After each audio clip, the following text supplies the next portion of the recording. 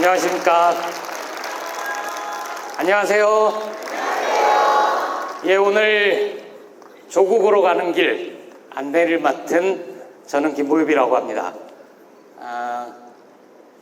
한겨레 신문에서 한 20년 정도 근무하면서 꽤 괜찮은 기사도 많이 썼는데, 그거보다는 한겨레 TV에서 인터넷으로 방송을 했던 김어준의 뉴욕타임즈 그리고 파파이스, 거기에서 출연했던 저를 기억하는 분들이 더 많으신 것 같더라고요.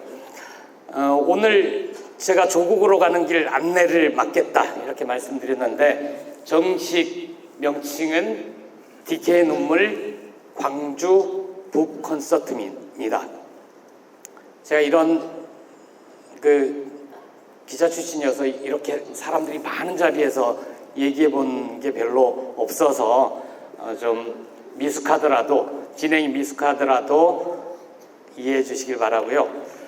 오늘 크게 세 덩어리로 구성이 되어 있습니다. 첫 번째는 여러분들이 미리 아실지 모르겠는데, 북콘서트에 앞서서 진짜 콘서트 가수분께서 축하 공연을 좀 해주실 거고요. 그리고 빨리 조국 나와라, 그런 의미신가요? 예. 원래 조용필은 좀 늦게 나오잖아요. 두 분 다 좋으시네요.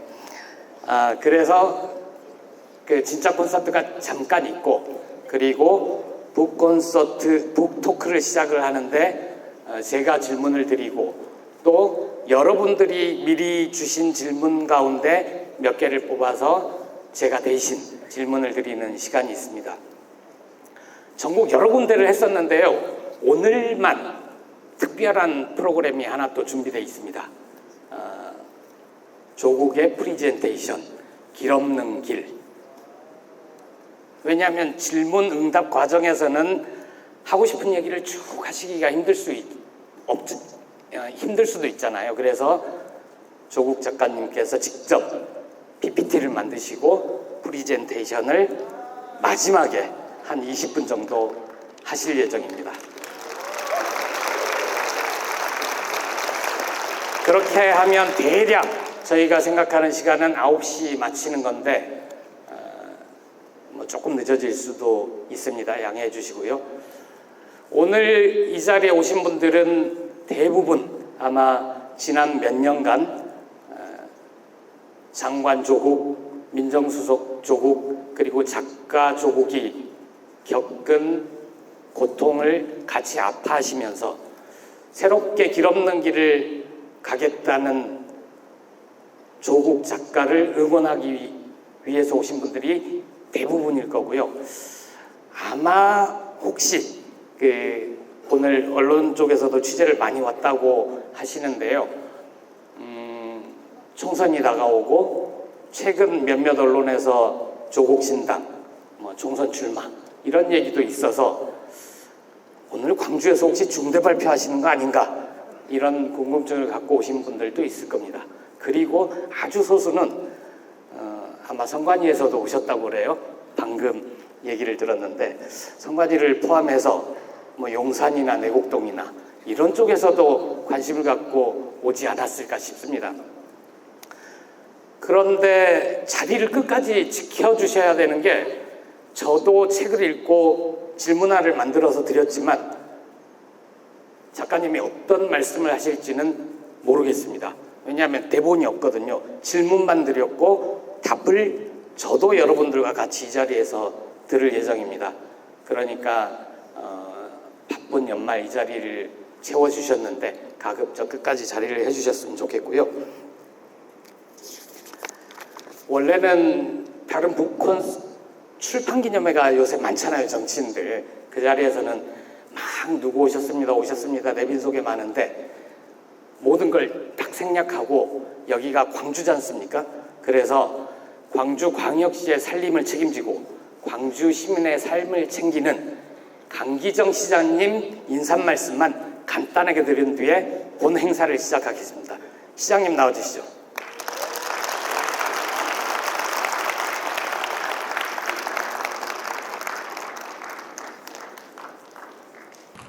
식사들은 다 하셨습니까? 예. 우리 조국, 저는 이제 조국 수석이라고 하는데, 왜냐하면 같이 수석을 했기 때문에 우리 조국 수석 광주 이렇게 출판 기념회를 축하하고 또 환영합니다.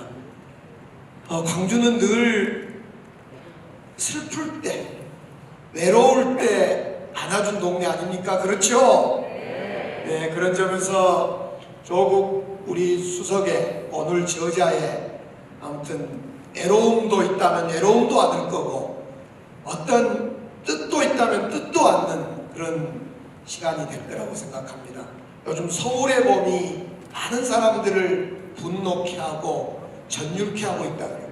96년생 딸, 99년생 아들이 보고 너무 그냥 충격이라고 해요. 아마 이렇게 서울의 봄이 국민들 속에 뜬 이유는 민주주의를 그리워하지 않을까 싶습니다. 내년 봄, 한겨울이 돌아오는데 겨울이 지나서 내년 봄이 되면 또 따뜻한 민주주의가 우리에게 찾아오지 않을까 생각하면서 오늘 여러분들과 함께 우리 조국 수석의 출판 기념회를 진심으로 축하하고 함께 합니다. 감사합니다. 시장님, 북콘서트입니다. 출판 기념회 아니고. 아니, 내려가세요. 북콘서트하고 출판 기념회 똑같은데? 예, 시장님 감사합니다. 바로 시작하겠습니다. 조국 작가님이 가장 좋아하는 노래 뭐라고 생각하세요? 홀로아리랑. 예, 홀로아리랑 많이 좋아하시죠? 다른 노래도 잘하십니다. 직녀에게라는 노래도 아주 잘하시는데 나중에 좋은 세상 오면 노래를 직접 청해 볼 수도 있을 것 같은데 오늘은 직녀에게 바위섬이란 노래로 아마 이 자리에 계신 분들 모르신 분이 없을 텐데 가수 김원중 님이 축하를 위해서 오셨습니다. 보시겠습니다.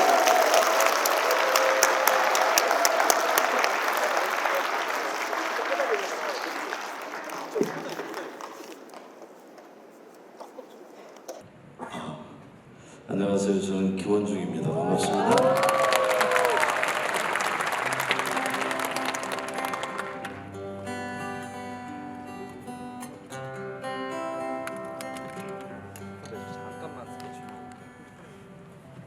혼자 가는 길보다는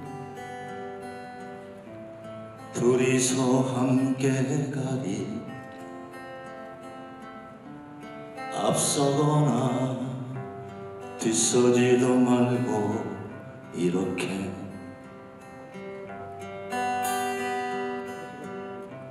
서로 그리워하는 만큼 닿을 수 없는 거리가 있는 우리. 나란히 떠나가리. 늘 이름 부르며 살아가리. 사람이 사는 마을에 도착하는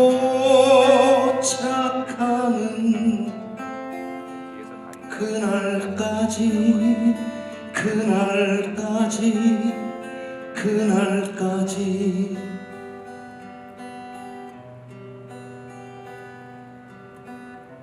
혼자 가는 길보다는 둘이서 함께 가리. 앞서거나 뒤서지도 말고 이렇게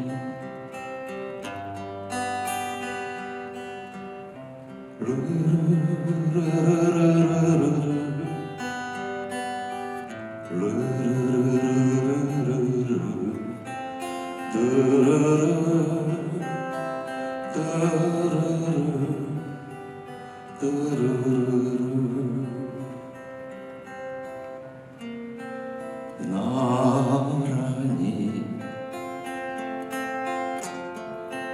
떠나가리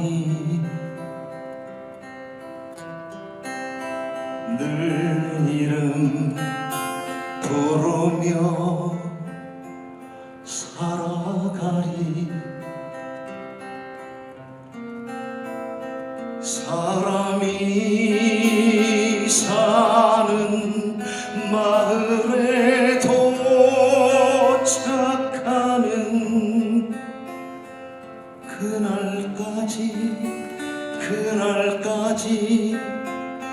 그날까지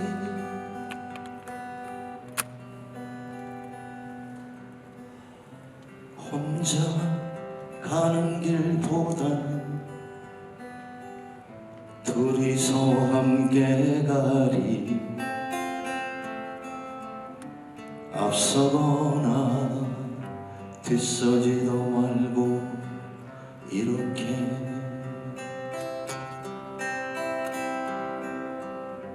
앞서거나 뒤서지도 말고 이렇게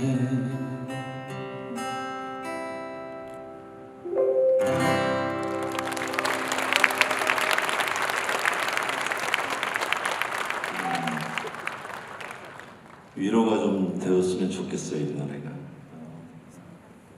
좋아하는 사람들이 옆에 많이 있다는 것도 아셨으면 좋겠고 광주에 오신 것을 또 환영합니다. 광주에는 광주천이라고 있거든요. 우리 광주 사람들은 다 압니다. 이거는 조 장관께 드리는 말씀입니다. 광주천은 작은 개천이지만 광주 사람들이 토해놓은 한숨, 슬픔 이런 것들을 다 안고 이렇게 흘러가는 물이에요. 조 장군의 슬픔이 우리 광주가 또 좀 위로하고 안아주는 그런 시간이었으면 좋겠어요. 그래서 제가 이 노래를 불러드리고 싶습니다. 광주천이라고 노래입니다.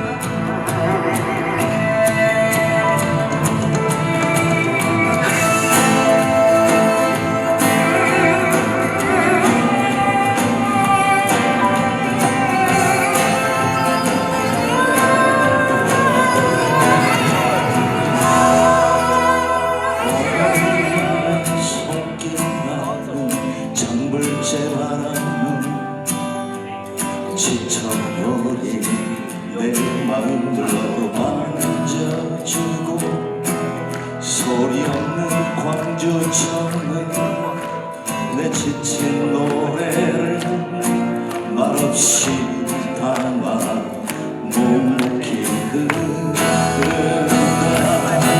나를 보고서 지쳐버린 저 바람은 잠잘 때 춤추는 노랫소리로 사라져가고 천변길을 걸으며 부르는 나의 거친 노래에 잠자던 네가 많이 깜짝 놀라 뛰어오르는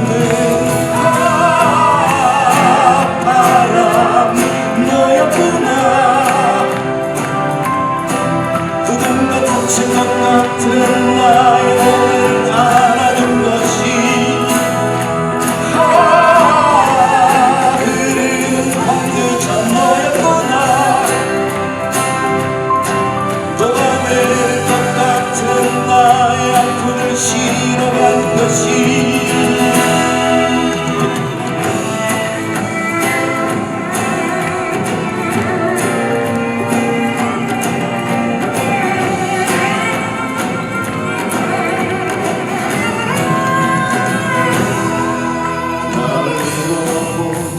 지쳐버린 저 바람은 잠자리 때 춤추는 노선으로 사라져가고 천년길을 걸으며 부르는 나의 거친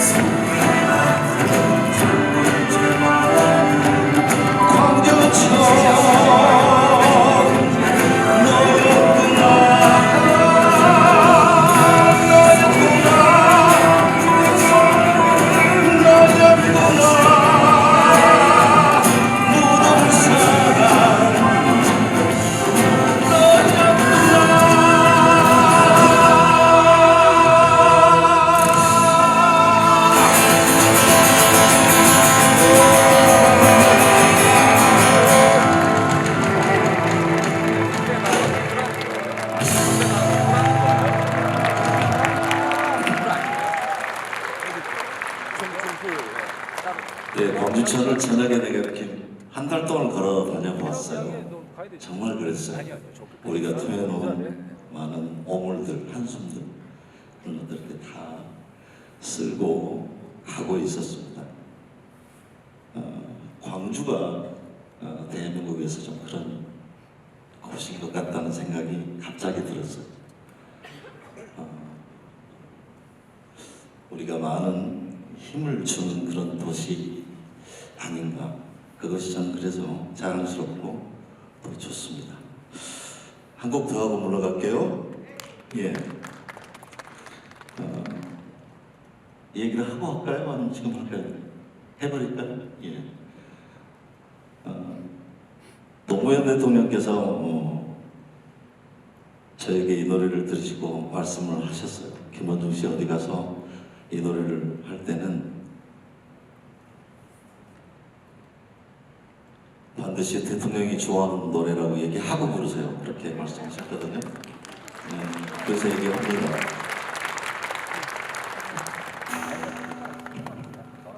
예, 직녀이라는 노래를 오늘 우리 조국 장관께서 이 노래를 제 앞에서 한번 부르신 적이 있어요. 근데 속으로 좀 비웃었는데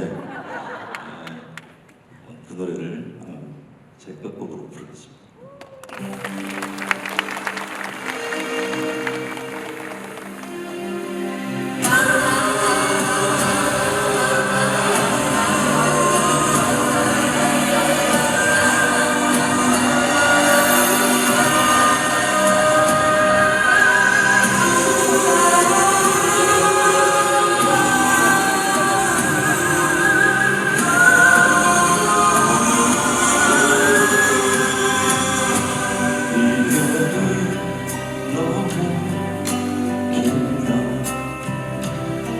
슬픔이 너무 길다.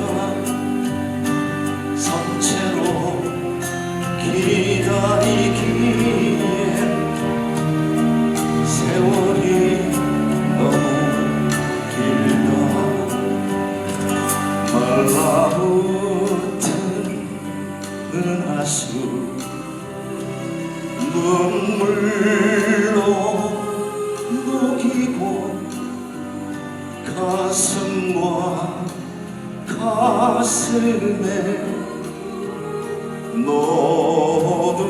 노돛돌을 놓아 그대 손짓하는 연이나 은하수 건너 보잘게 없어도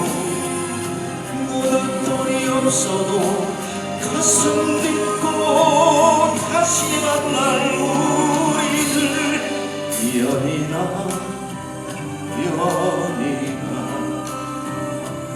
이별은 끝나야 한다. 슬픔은 끝나야 한다. 우리는 만나야 한다.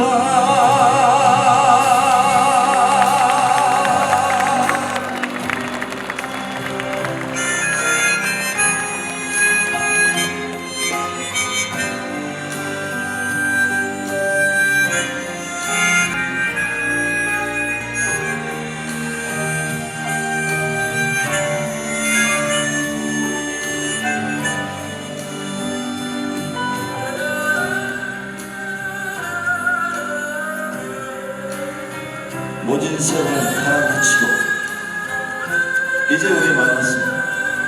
다시는 헤어지지 말자. 다시는 우리 다시 잡은 손 놓지 말자. 그대 손짓하는 연이라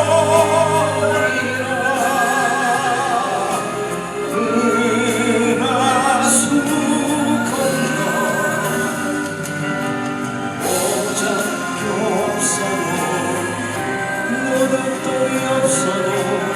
가슴 딛고 다시 만날 우리들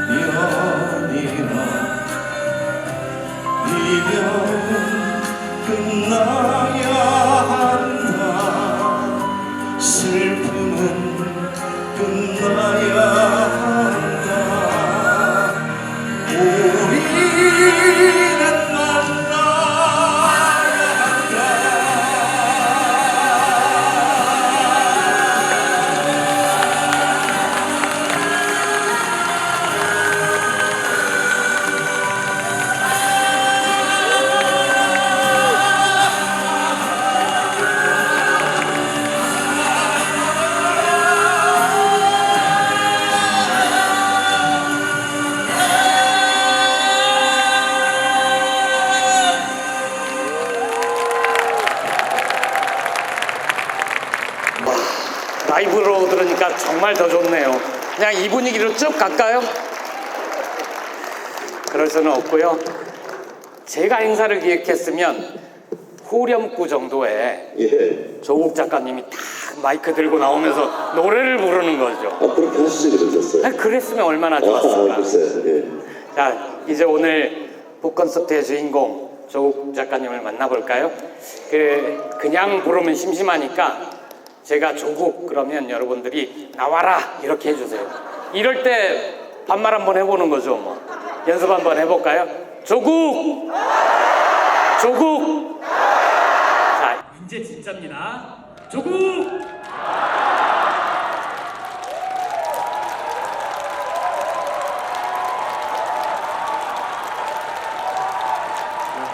반갑습니다. 조국입니다.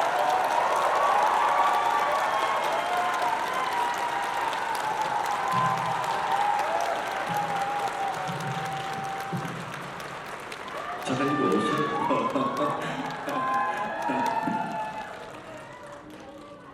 무슨 말씀 드리세요?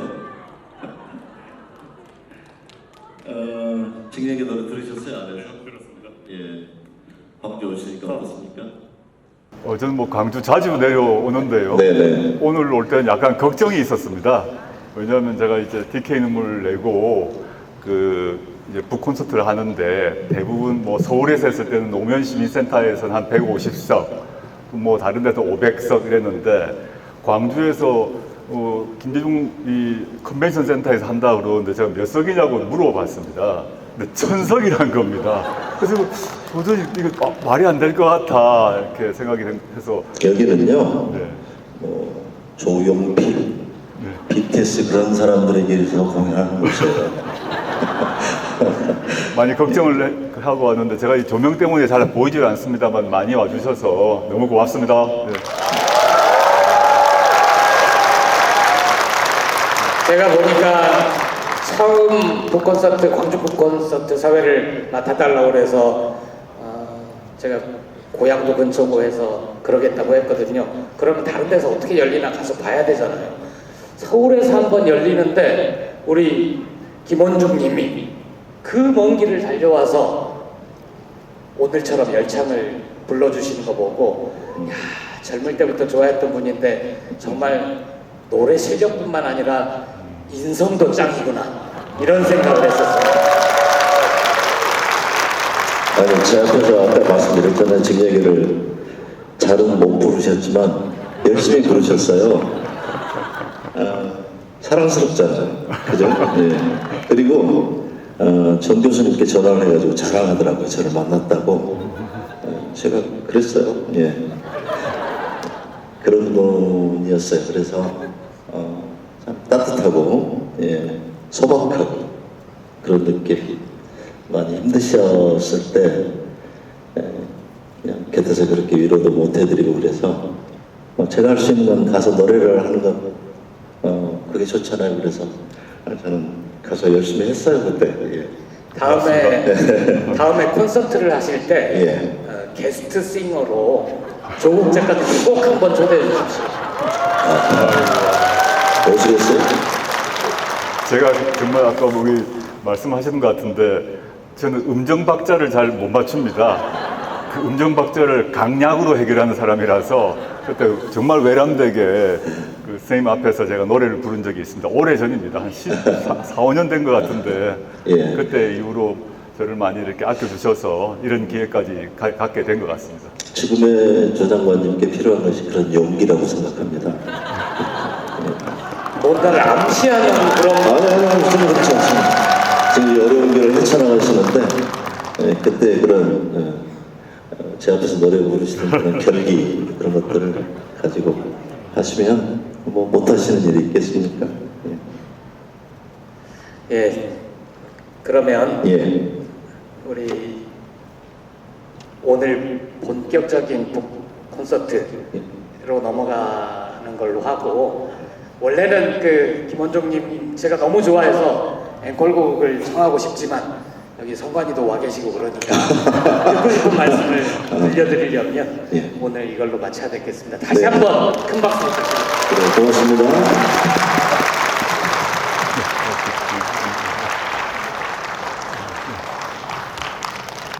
광주랑 특별히 인연이 있으신가요?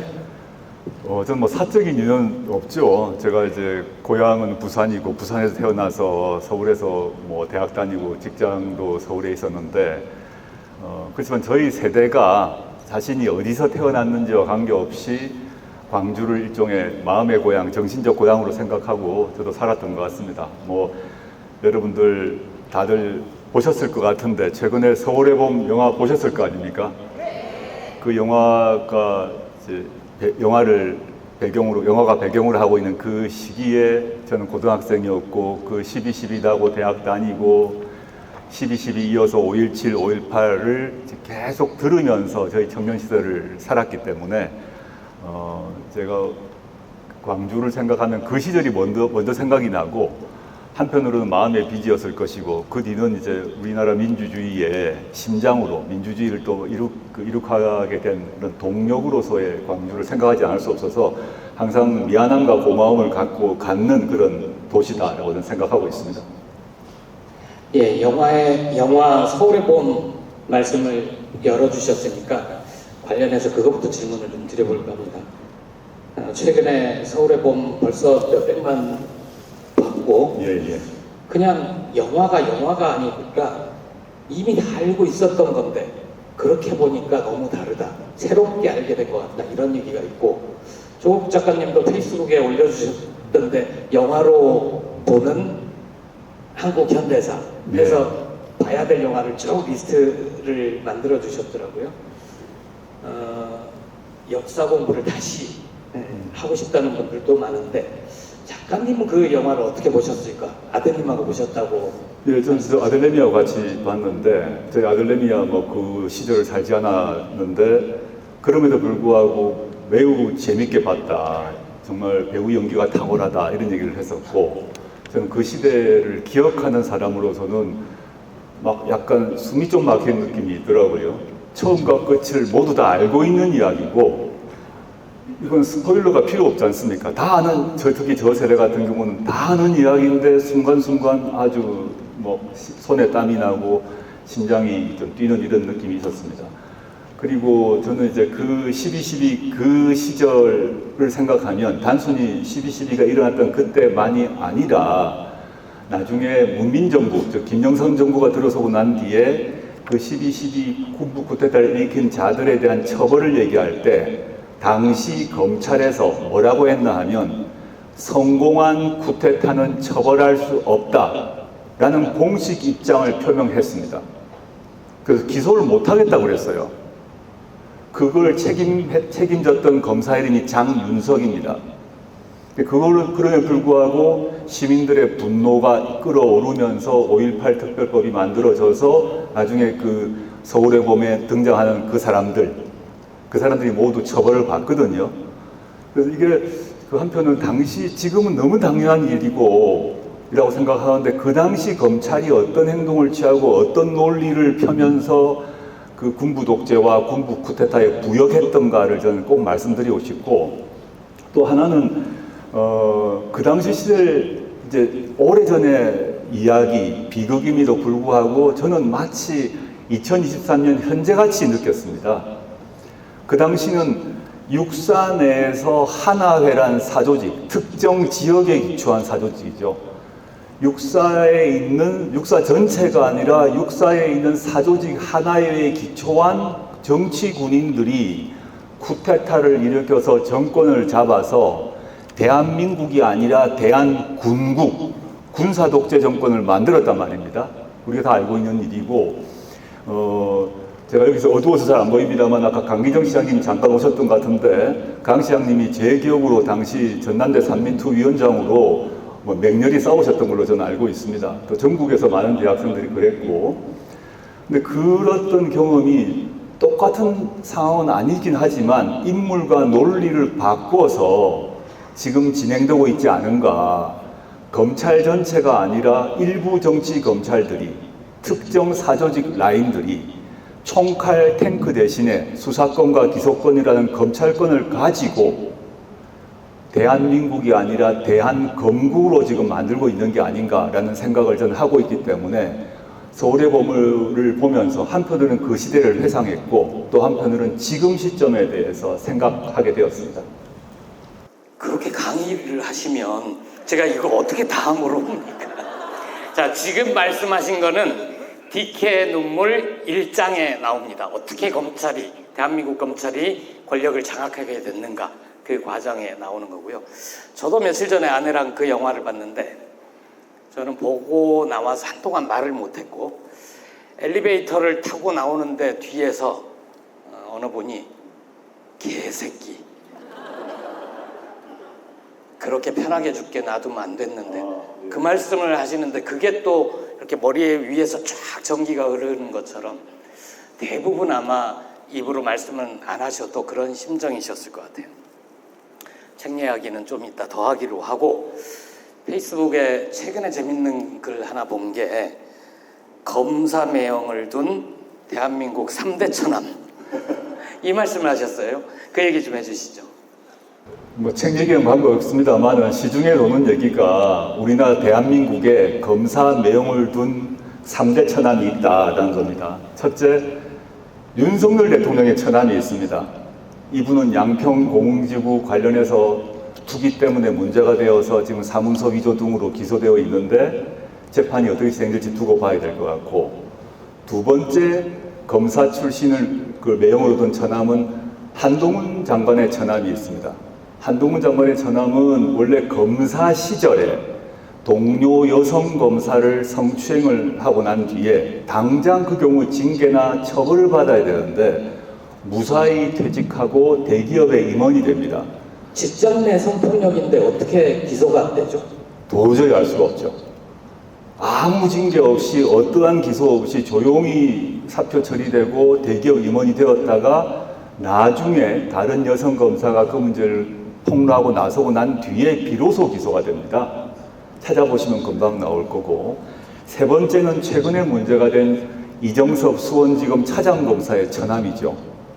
부인을 때리고 가정폭력, 마약을 했는데 그 부인이 이 문제에 대해서 너무 화가 나고 슬퍼서 경찰 가서 고발하고 고소하고 했는데도 처벌되지 않았지 않습니까? 최근에 모 유튜브 방송에 그 부인이 나오셔가지고 자기가 당하고 있는 이 두려움에 대한 얘기를 했는데 제가 이런 생각이 들었습니다. 뭐 이 세 사람만이 아니라 우리 사회에서 검사를 매형으로 두면 참 좋은 일이 많구나 이런 생각을 했고, 검사를 매형으로 못 두면 참으로 억울한 일이 많이 생기는구나 라는 생각을 하게 되어서 그 글을 썼습니다. 작가님은 누님이나 여동생이 없었나요?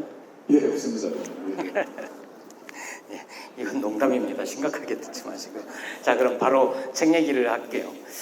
DK의 눈물인데, DK가 정의의 여신이라는 건 대충 아시는 것 같아요. 근데 제목을 왜 DK의 눈물이라고 했을까? 원래 DK가 눈물을 흘리고 있는 건 아니잖아요. 예, 그건 아니죠. 그러니까 DK가 정의의 여신을 DK라고 부르는데, DK라는 정의의 여신의 표상이 있습니다. 그 표상은 뭐냐면 눈을 가립니다. 눈 가리개가 있고 한편으로는 한 손에 저울을 들고 있습니다. 그 의미가 뭐냐면 정의의 여신 DK 앞에 와 있는 사람이 부자인지 빈자인지 권력자인지 권력자가 아닌지 보지 않고 처단을 하라, 결정을 하라라는 얘기일 것이고, 두 번째는 어떤 결정을 낼 때도 그 사람의 공과 과 이런 걸 다 고려해가지고 저울을 하라라는 의미로 눈을 가리게 하고 저울을 들게 하거든요. 그게 전 세계의 그 정의의 여신의 상징입니다. 그런데 제가 이제 왜 DK가 눈물을 흘리고 있나, 그 책 제목을 DK의 눈물이라고 지었나 하면, 현재 우리나라의 법치의 현실, 정의의 현실을 보면 DK가 눈물을 흘릴 것이라고 생각을 했습니다. 왜냐하면 단적인 예를 들자면 윤석열 대통령이 검사 시절에, 검찰총장 시절에 살아있는 권력 수사라는 기치를 내들고 문재인 정부의 인사에 대한 수사를 맹렬히 전개했고, 그 뒤는 이재명 민주당 대표 및 그 가족과 측근에 대한 수사를 가열차게 진행을 했습니다. 그런데 제가 시민 여러분께 묻고 싶은 게 있는데, 2023년 현재 대한민국에서 살아있는 권력 중에 권력은 누굽니까? 의견이 약간 나뉘시는군요. 나뉘시는 그 이름에 해당될 것이라고 생각을 합니다. 혹시 이거는 선거법에 저촉이 안 되죠? 무슨 문제가 됩니까? 권력자의 이름을 얘기하는 게 왜 선거법 위반이 됩니까? 근데 그분들의 경우에 예를 들어서 양평고속도로가 휘었습니다. 양평고속도로가 갑자기 휘었는데 거기에 있는 그 땅이 문재인 대통령의 부인인 김정숙 여사의 땅이라면 어떤 일이 발생했겠습니까? 압수수색이 몇 번 일어났겠습니까? 100번? 한 400번은 해야죠.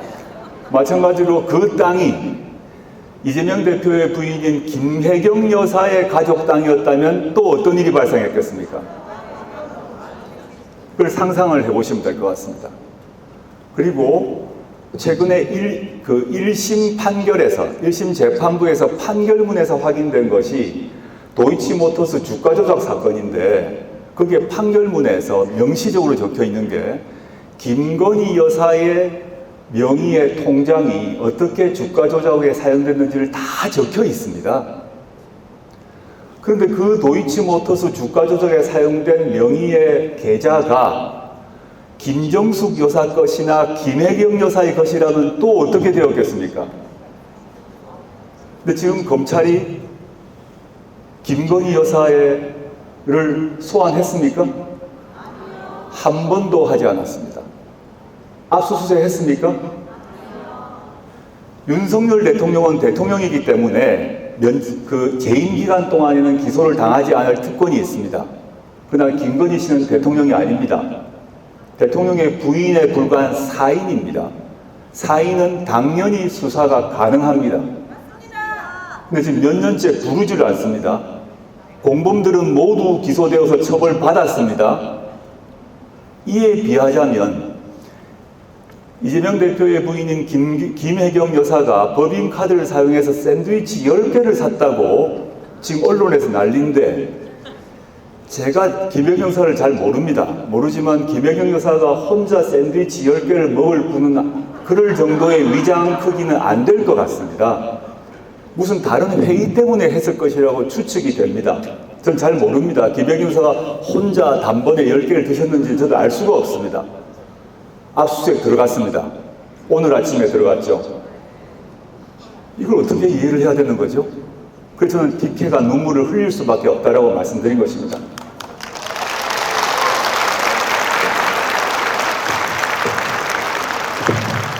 그 말씀을 쭉 들어보니까 제목이 좀 약한 것 같은데요. DK 피눈물 정도는 내야 되는 거 같아요. 제가 너무 오픈하게 썼나 봅니다. 예, 계속 이어질 것 같은데요. 부제는 대한검국에 맞선 조국의 호소 이렇게 달았습니다. 제가 알기로 우리나라의 국호는 대한민국이잖아요. 예. 그런데 왜 대한검국이라는 표현을 쓰셨는지 김동연 경기도 오늘 압수수색 말씀하셨으니까 김동연 도지사께서는 그런 표현을 썼더라고요. 이건 민주주의가 아니라 검주주의다. 민이 주인인 나라여야 되는데 검이 주인인 검사들이 주인인 나라가 돼버렸다. 이런 비판을 했습니다. 작가님도 아까 앞에서 전두환 하나회 신군부 이 말씀을 하시면서 책에는 신검부라는 용어를 쓰셨어요. 예. 윤석열 신검부 국가권력구조 요약도 이런 표도 실으셨는데 그리고 왜 내가 이렇게 표현을 하는지 쭉 서술을 하시고 여러 등장인물이 나오는데 저는 책을 이거보다 좀 크게 만들든가 아니면 전지 크기로 해서 이 모든 사람들이 이름을 꽝꽝 박아서 이해하기 쉽게 해줬더라면 어땠을까 이런 아쉬움이 좀 남았습니다. 일단 그 표는 제 책에 보시면 제가 왜 대한검국이라 했는지에 대해서는 도표가 여러 장이 나오니까 한번 보시면 쉽게 알 수 있을 것 같습니다. 표에 대한 설명부터 먼저 드리자면 뭐 실명을 했으면 좋았을 것 같습니다만 그 뒤로 계속 사람들이 아마 바뀔 것 같아서 일단 자리만 만들어 놓는데 몇 가지 예만 한번 들어보겠습니다. 이게 대한민국이 아니라 대한건국이라고 말하는 것, 신군부 대신에 신건부가 정치 권력을 잡았다고 말하는 것이 정치적 과장이냐 정치적 선동이냐라고 말할 수도 있을 것 같아서 제가 실증적으로 제시를 했던 것입니다. 그 도표를 보시면 우리나라의 장관들은 다 인사청문회를 합니다. 누구 잘 아실 겁니다. 근데 차관들은 인사청문회 대상이 전혀 아닙니다. 근데 현재 우리나라의 윤석열 정권의 권력 구조를 잘 보시면 우리는 장관은 인사청문회를 하기 때문에 저 사람이 무엇을 잘했는지 무엇을 잘못했는지를 알게 됩니다. 근데 차관은 그런 기회가 없는데 주요 행정부 부서의 차관들은 대부분 검사 출신으로 다 배치를 했습니다. 그러면 그 차관이 검사 출신들이 차관으로 있으면서 그 조직의 실무를 장악하고 실제 검사들끼리의 다른 모임, 다른 네트워크 속에서 의사결정이 이루어질 것이다라고 추측할 수 있는 것이죠. 예를 들어서 하나회 같은 거요? 그런 거죠. 하나회는 곁으로는 드러나지 않습니다. 그렇지만 따로 모여서 결정을 합니다. 근데 우리나라 장관들은 우리 눈에 보이지만 차관들은 눈에 보이지 않는데 차관들의 핵심적인 차관들이 다 검사 출신인 겁니다. 또 다른 예를 들어보겠습니다. 현재 국무총리께서 계신데 현재 국무총리는 당연히 우리나라의 서열 2위입니다. 권력 서열 2위인데 국무총리가 되게 되면 또는 뭐 장관이든 시장이든 되게 되면 자신의 비서실장은 자기를 제일 잘하는 사람, 자신의 측근을 데리고 옵니다. 왜냐하면 자신의 일거수일투족, 아침부터 밤까지 누굴 만나고 무슨 얘기를 하는지 듣기 때문이죠. 근데 현 국무총리의 비서실장이 누구냐? 현 국무총리가 한 번도 본 적이 없는 전 순천지청장입니다. 순천지청장 검사가 갑자기 국무총리 비서실장이 됐어요. 그러면 한 총리는 그 비서실장이 어려워서 어떻게 일을 합니까? 혹시 일을 못하는 게 그런 이유 아닙니까? 글쎄 말입니다. 한 총리의 일거수일투족을 이 비서실장인 검사는 순천지청장 출신이고 서희건설 사위인데 이 사람이 모든 것을 다 보고 있는데 이 사람은 총리의 일거수일투족을 어디다가 알릴까요? 저는 생각을 해보았습니다. 게다가 검사 출신만이 아니라 검찰 사무관도 배려를 합니다. 강서구청장은 서울 강서구청장 후보 잘 아시죠? 김태우 씨. 그 경우는 말할 것도 없고 우리나라에서 중요한 그 정부 외곽 조직 중에 하나가 한국마사회라고 있습니다. 막권 많이 파는 돈이 아주 많은 곳인데 한국마사회 감사에 검찰 사무관을 넣어줍니다. 서울대학교 병원의 감사에 역사상 최초로 검찰 사무관이 감사가 됩니다. 즉 검사 출신은 물론이고 검찰 사무관도 요소에 다 넣어둔 겁니다. 이분들이 누구를 위해서 어떤 논리에 따라서 행동하고 사고할 것인가를 생각해 보시면 금방 짐작이 될 것이다.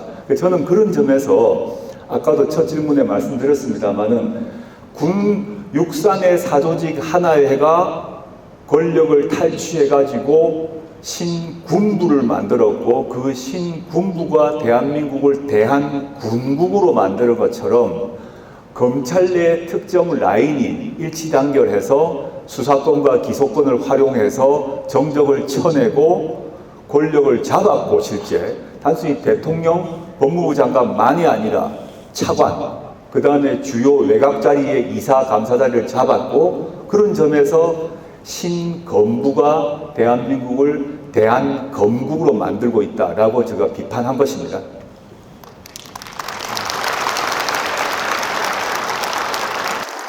그럼 전두환에게는 총과 칼이 있었다면 윤석열 대통령에게는 미운 놈은 검찰권을 이용해서 작살내고 예쁜 사람은 기소를 하지 않고 자기와 친한 검사, 검찰 수사관, 검찰 식구들은 권력의 곳곳에 꼭 꼽아 넣는다. 이런 말씀이신가요? 그렇습니다. 제가 너무 뭐 단호하게 답을 해서 어떻게 될지 모르겠습니다. 저는 분명히 그렇다고 보고 있고 이것이 정상은 절대 아니다라고 생각합니다. 빠뜨리셨는데 심지어 국민연금관리공단에도 검사가 가 있잖아요. 맞습니다. 뭐 곳곳에 사실은 검사 또는 검찰 사무관들이 가 있고 제 책에도 나와 있고 또 최근에 국정감사 기간 동안에 민주당 홍영표 의원이 또 더 추가해서 만들어 놓으신 표도 또 있습니다. 시사인 그 주간지를 찾아보시면 그 업데이트된 자료가 있으니까 한번 찾아보시면 요소 요소에 누가 들어가 있는지 쉽게 찾으실 수 있을 것입니다. 예, 1장은 대한검국의 등장, 괴물의 연대기라는 제목을 달아주셨어요. 예전에 검찰은 권력기관의 수족일 때도 있었잖아요. 예.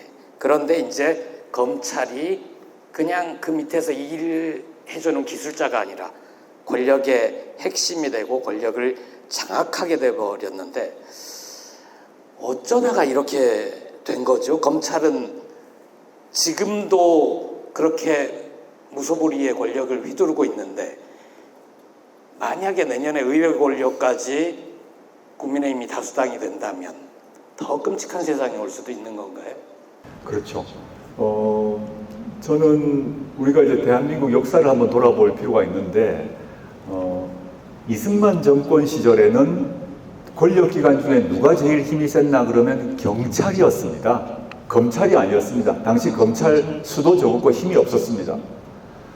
그런데 5.16 쿠데타 일어나고 12.12 쿠데타 일어나고 했던 박정희, 전두환 이 시절에는 누가 제일 힘이 셌나 그러면 정보부였습니다. 남산이라고 불리는 정보부였습니다. 그 뒤로 12.12 때는 서울의 봄 영화에서 보셨습니다만 보안사가 장악을 합니다. 그러다가 보안사에서 다시 안기부로 넘어가는데 제가 이 말씀을 왜 드리냐 하면 아까도 뭐 신검부, 대한검국 이런 말씀 드렸는데 권력이란 게 누구에게 있는가를 보려면 저는 두 가지가 있다고 생각합니다. 하나는 정치 권력 자리 요소에 어느 출신들이 있는지를 보면 되죠. 과거에는 군인들이 있었는데 지금 검사들이 있는 거죠. 두 번째는 국민들이 어디를 두려워하는가를 봐야 됩니다. 박정희 정권 때는 남산을 두려워했습니다. 검사 안 두려워했습니다. 저보다 연배가 위신 분들은 뭐 기억나시겠습니다만 7, 80년대 검사를 두려워했다는 사람 없습니다. 다 중앙정보부 두려워하고 남영동 두려워하고 보안사 두려워했습니다. 그때는 검찰이 그 밑이었습니다.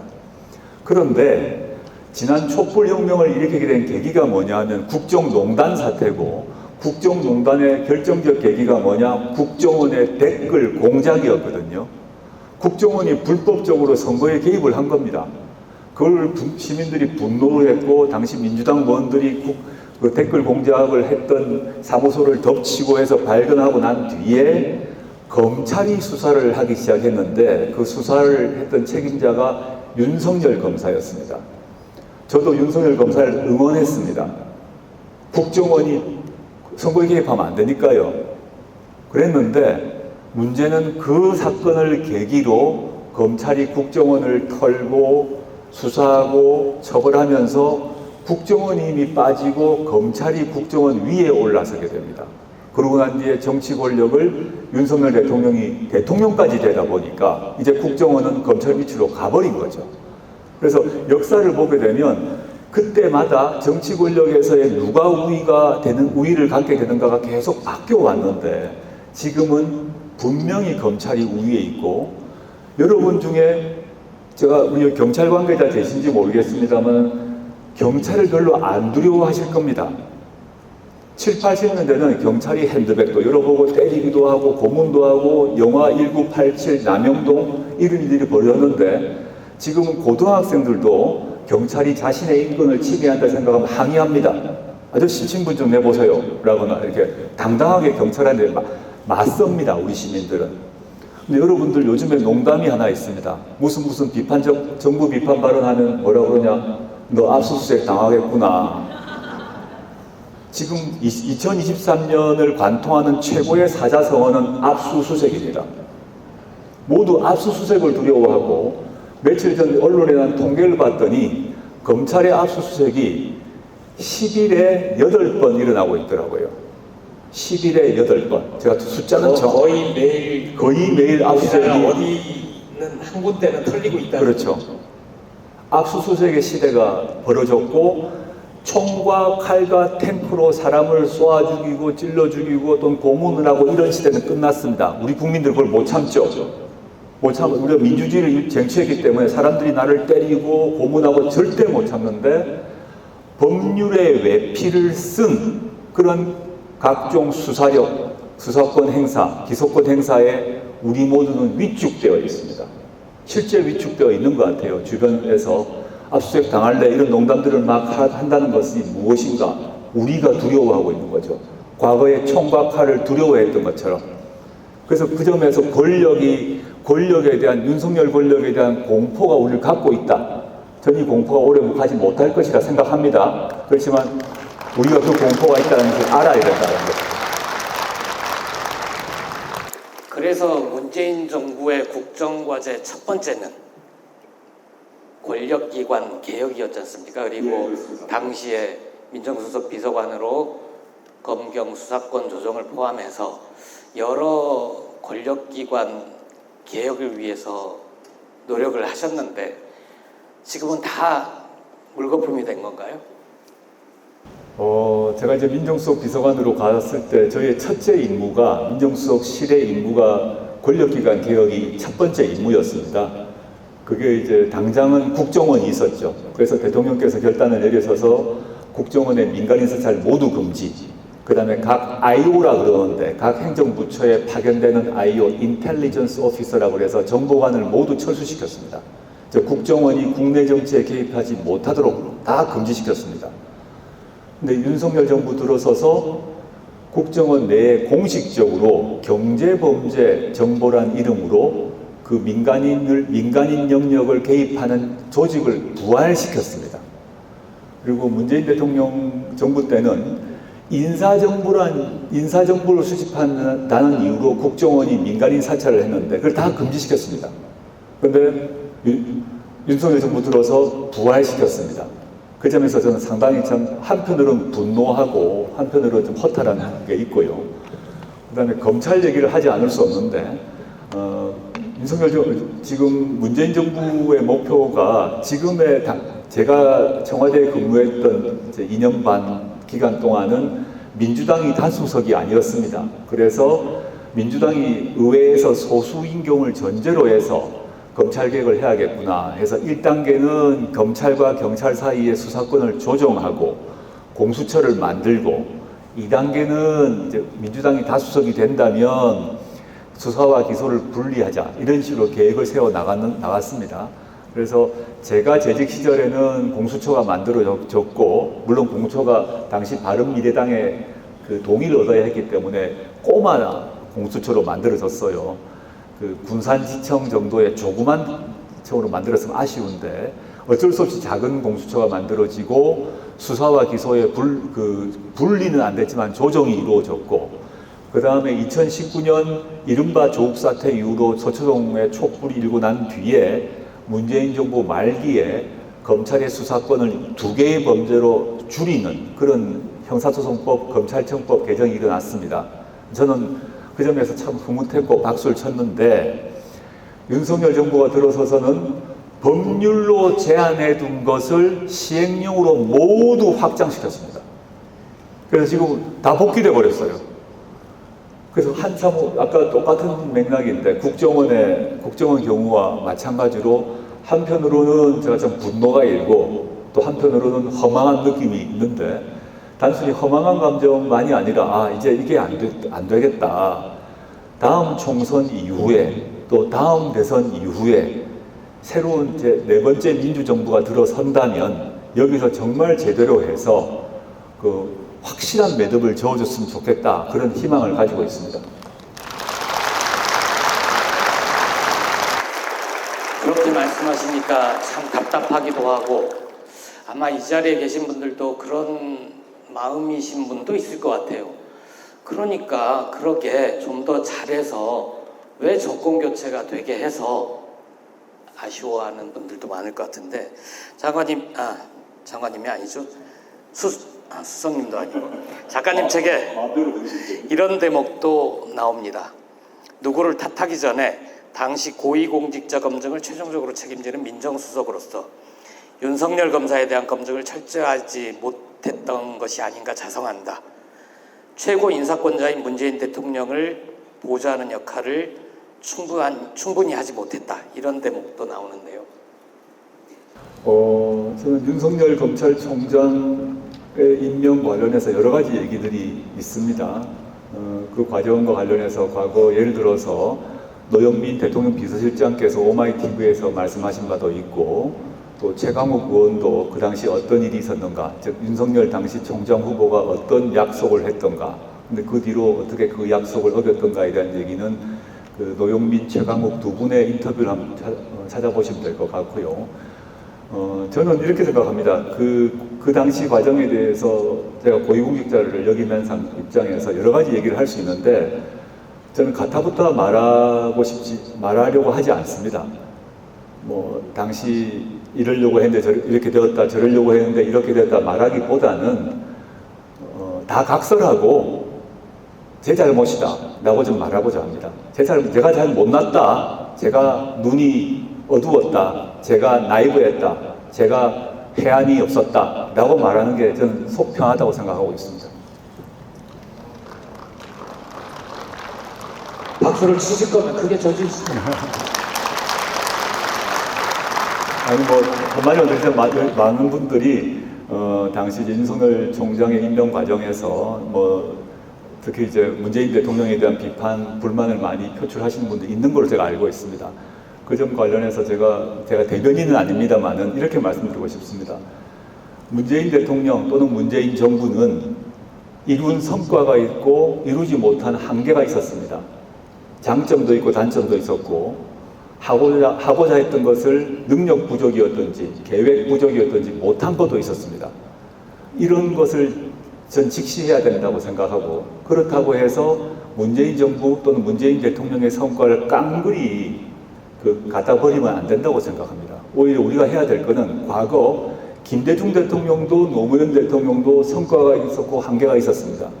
불만도 있었습니다. 그렇지만 그걸 이어나가면서 이어달리기를 하면서 전 다음 정부에서 문재인 정부의 성과는 계승하고 문재인 정부가 못한 것은 꼭 잘 이루어지기를 바라고 있습니다. 그런 마음이 그걸 다 가졌으면 좋겠습니다.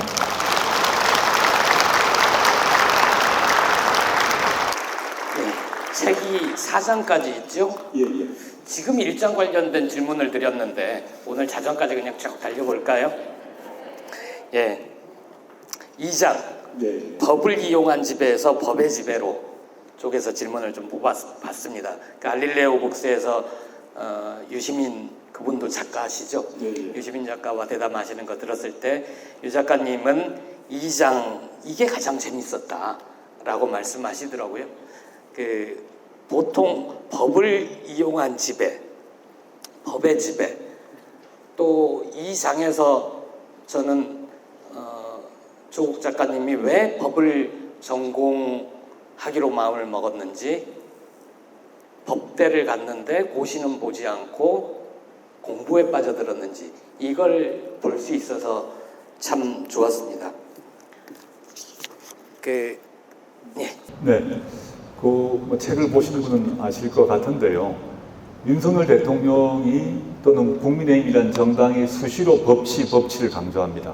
법을 지켜야 된다, 법의 지배다 얘기를 하는데, 저는 이 책에서 또는 다른 여러 강연에서 그건 다 사이비 법치다라고 단언을 하고 있습니다. 법치란 말은 이제 우리 한자 아닙니까? 법의 지배입니다. 법이 지배하는 것입니다. 법이 지배한다는 말은 법의 지배니까 법이 주어입니다. 아까 DK가 주인인 것처럼 법이 지배하기 때문에 그 대상자가 누구인지를 묻지 않고 공평하게 편향되지 않고 법이 적용된다는 것입니다. 공평하고 편향되지 않게 법이 해석된다는 것입니다. 그런데 윤석열 대통령과 윤석열 정부가 내세우는 법치는 법이 지배하는 게 아니라 법을 이용한 지배인 것입니다. 법을 이용한 지배는 주어가 따로 있습니다. 누구냐? 나죠, 나. 내가 법을 이용해서 지배를 하는 것이기 때문에 어떨 때는 그 법을 적용하고 어떨 때는 그 법을 적용 안 하고 어떨 때는 법을 강하게 적용하고 어떨 때는 법을 약하게 적용하는 것을 내가 결정한다는 거죠. 그 정권이 결정한다는 거죠. 윤석열 대통령과 윤석열 정부가 결정한다는 거죠. 그렇기 때문에 제가 아까 김정수, 김혜경 여사를 한편으로 다른 한편으로는 김건희 여사를 한편으로 대비하는 예를 들었지 않습니까? 이것은 법의 지배가 아니다. 법을 이용한 지배다. 그 법을 이용한 지배는 사이비 법치다라고 제가 말씀드리는 것입니다.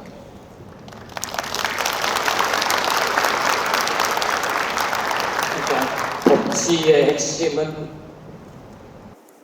법의 공평성이죠. 공평성이고, 그러면 법의 지배, 룰 오브 로죠. 근데 이거의 상대적인 개념은 인치. 룰 바이 로고, 룰 바이 로는 법을 이용한 지배니까 법을 이용하는 주어는 사람인 거죠. 인치인 거죠. 법치란 이름을 빌었지만 사실상 사람이 지배하는 거죠. 사람에 따라 달리 적용되는 거죠. 그래서 법을 이용한 지배는 사이비 법치고 실제적으로는 인치다. 사람의 지배인 것이다라고 저는 말하고 있는 것입니다. 그러니까 법의 지배는 시민을 위해서 권력자들의 권력을 제한하는 그런 의미가 있는 거죠. 그 2장에서 뉴욕시 판사 피오렐로 라과디아, 아마 그 뉴욕시의 공항에 이분의 이름을 따서 공항 이름까지 지을 정도로 뉴욕 쪽의 시민들이, 미국 시민들이 많이 존경하는 분인 것 같습니다. 저도 사례를 읽으면서 야, 판사가 이런 판결을 할 수 있구나 놀랐었는데 그 사례 좀 설명해 주시죠.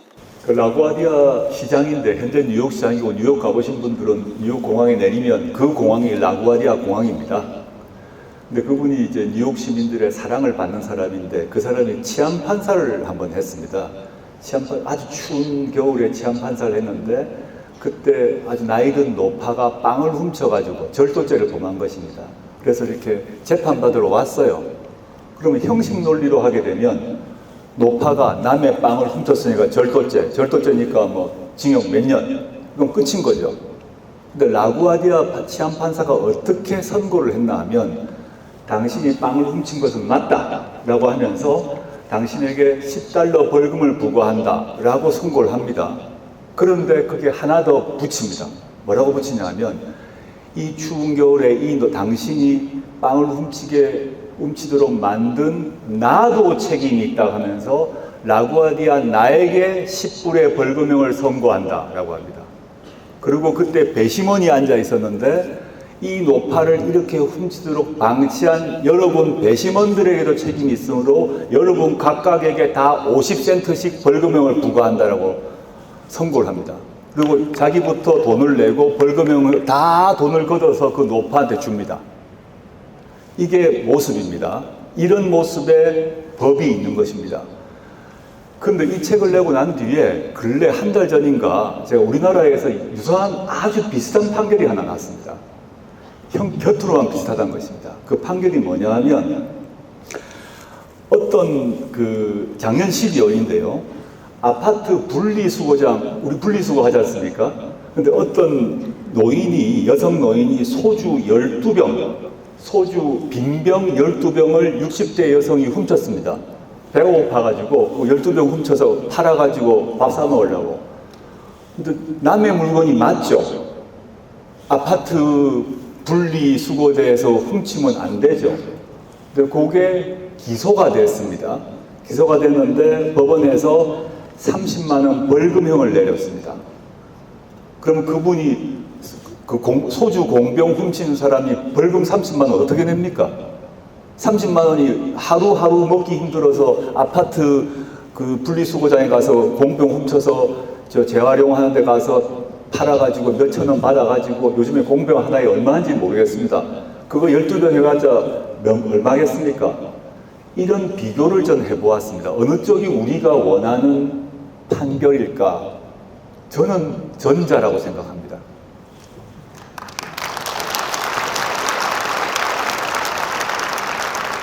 미국에만 그렇게 훌륭한 판사가 있었던 건 아니잖아요. 그 우리 과거 조선 시대에도 판사 역할까지도 했던 훌륭한 정약용의 판결도 소개해 주시죠. 우리 정약용, 다산 정약용은 다 아실 건데, 정약용이 이제 목민심서를 썼다, 뭐, 다 아실 건데, 정약용이 다른 사건이 하나 있습니다. 좀 덜 알려져 있고 해서 제가 책에 소개를 했습니다만은, 정약용이 이제 중앙에서, 관양에 있었는데, 황해도에서 밀란이 일어났습니다. 확인해 봤더니, 어떤 농민이, 이계신이라는 농민이 이 군포 비리에 대해서 막 분노를 해가지고 막 우리 식으로 얘기하면 데모를 한 겁니다. 데모하고 막 화내고 집단 시위를 하니까 황해도 그 사또는 이놈 어디 건방지게 해가지고 막 수배령을 내렸어요. 그래서 이 이계신이라는 백성이 산으로 도망갔습니다. 잡히면 뭐 곤장 맞고 했을 거니까. 그 소식을 듣고 정조가 정약용에 너가 가서 한번 사태 파악을 해라 라고 지시를 합니다. 그 다산 정약용이 이제 그래서 이게 무슨 일이지 해가지고 가려고 그러니까 당시 중앙정부에 있었던 그 대신급들은 가서 반드시 이계심을 잡아가지고 즉각 처결을 해라 라고 다산에게 얘기를 합니다. 이계심이 그 다산이 알았다 하고 황해도를 갑니다. 황해도에 부임하러 쭉 가니까 갑자기 그 농민이 나타났어요. 나타나서 제가 수배제 누구입니다 라고 얘기를 합니다. 그러니까 주변 사또들은 당장 잡아서 묶고 그냥 목에 칼 채우고 하려고 했죠. 그랬더니 다산 정약용이 채우지 마라, 그냥 데리고 와라 그럽니다. 데리고 관하로 데리고 옵니다. 데리고 와서 너 왜 그랬냐 물어보니까 이계심이 사실은 이 사또가 군포 비리를 일으켜서 이렇게 되었습니다 그래가지고 뭐 울며 얘기를 합니다. 그럼 그 경우 통상의 사또 같으면 이놈 자식 가지고 곤장 때리고 어떻게 보면 막 온갖 형벌을 가했겠죠. 다산이 판결문을 씁니다. 너는 무죄다 라고 판결을 하고 너 같은 사람이 있어야 우리나라가 잘 된다 라고 얘기하고 무죄 방면을 합니다. 우리나라에도 조선시대에도 아까 라구아디아에 해당되는 그런 판사들이 있었다. 물론 전혀 다른 조선시대 또 다른 역할을 했던 판사들이 있습니다. 그렇지만 정약용 같은 경우는 그런 사람이 있었기 때문에 우리나라의 법도 우리나라의 정의도 그런 방향으로 가야 되지 않나라고 생각해서 소개해드렸습니다. 지금까지가 1장과 2장의 주요 내용인데요. 책은 총 4장이고 3장에서는 검찰 권력보다 오히려 더 무서운 그리고 더 개혁이 필요한 재벌 개혁에 관한 얘기가 있고요. 또 제4장은 법 철학에 관한 내용이죠. 이 내용까지 다 하면 다른 얘기를 못할 것 같아서 좀 건너뛰고자 합니다. 책을 꼭 사서 읽어보시고요. 이 책들 말고 작가님이 3월이죠. 가불 선진국, 갑을이 아니라 가불 선진국이라는 책을 냈는데요. 그 책은 조국이 꿈꾸는 미래, 조국은 어떤 나라를 만들고 싶지? 이런 내용이 좀 더 많이 구체적으로 실려 있어서 오늘은 그 얘기도 좀 해보려고 합니다. 왜 가불 선진국이죠? 책임이 좀 어렵습니다. 이게 정책에 대한 책을 제가 썼는데요. 제가 민정수석하고 짧은 기간 35일 법무부 장관 하면서 당시 공직자로 고문하면서 고민했던 내용 메모가 있어서 그거를 정책을 제시하는 책인데 좀 뭐 가져왔습니다. 뭐 이렇게 생겼습니다. 이렇게 생겼는데 책 제목이 왜 가불 선진국이냐 하면 이렇게 설명을 드리겠습니다. 아까 이제 고문 이런 얘기했습니다만 지금 우리 고문의 위험들로부터 많이 자유롭습니다. 아주 예외적인 경우 말고는 우리 고문 당할 생각 안 하죠. 그리고 우리가 이제 이미 자유로워졌습니다. 뭐 물론 최근에 들어서 언론의 자유, 표현의 자유가 매우 억압되긴 하지만 우리 국회의원 욕하는 것, 권력자 욕하는 것 두려워하지 않습니다. 대통령 욕하는 것 두려워하지 않습니다. 그 정도의 우리의 주권자들의 인권의식이 높아졌습니다. 즉, 좀 법률 용어로 하게 되면 자유권이 지금 선진국 상태입니다. 보장되어 있습니다. 자유권 선진국 상태가 되어 있거든요. 그런데 자유권 말고, 입이 자유로워진 거 말고, 그 우리의 주거 문제, 직장 문제, 임금 문제, 교육 문제, 육아 문제 같은 경우는 우리가 선진국이라고 말하기 곤란한 상태입니다. 우리 외국 같은 경우에 있어서는, 그러니까 싱가포르 같은 경우는 평생 자기 죽을 때까지 괜찮은 고품질의 아파트에서 임대주택으로 살 수 있거든요. 그럼 거기에서 우리가 번 돈으로 집 살 돈 저금한다거나 전세금 걱정을 하지 않고 국가가 마련해둔 아파트의 거의 90%가 살고 있습니다. 근데 우리는 개인이 해결해야 되거든요. 우리 개인이 돈을 모아서 전세금이건 월세건 집을 사야 됩니다. 또 그 외에도 교육 문제 같은 경우도 등록금, 독일 같은 경우는 등록금이 최근에 제가 계산 안 해봤습니다만 한 학기 등록금 많아야 한 50만 원쯤 될 겁니다. 근데 우리는 사립학교 500, 600 이렇게 될 겁니다. 왜 이렇게 됐지? 왜 다르지? 이런 고민을 할 때가 된 것이란 겁니다.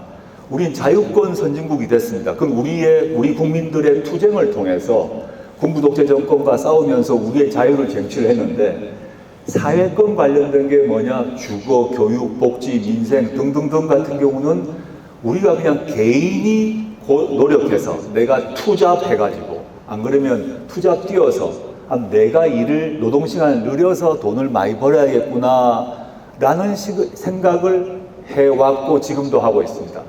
이걸 국가와 사회가 해결해야 된다라는 것이 유럽의 복지국가거든요.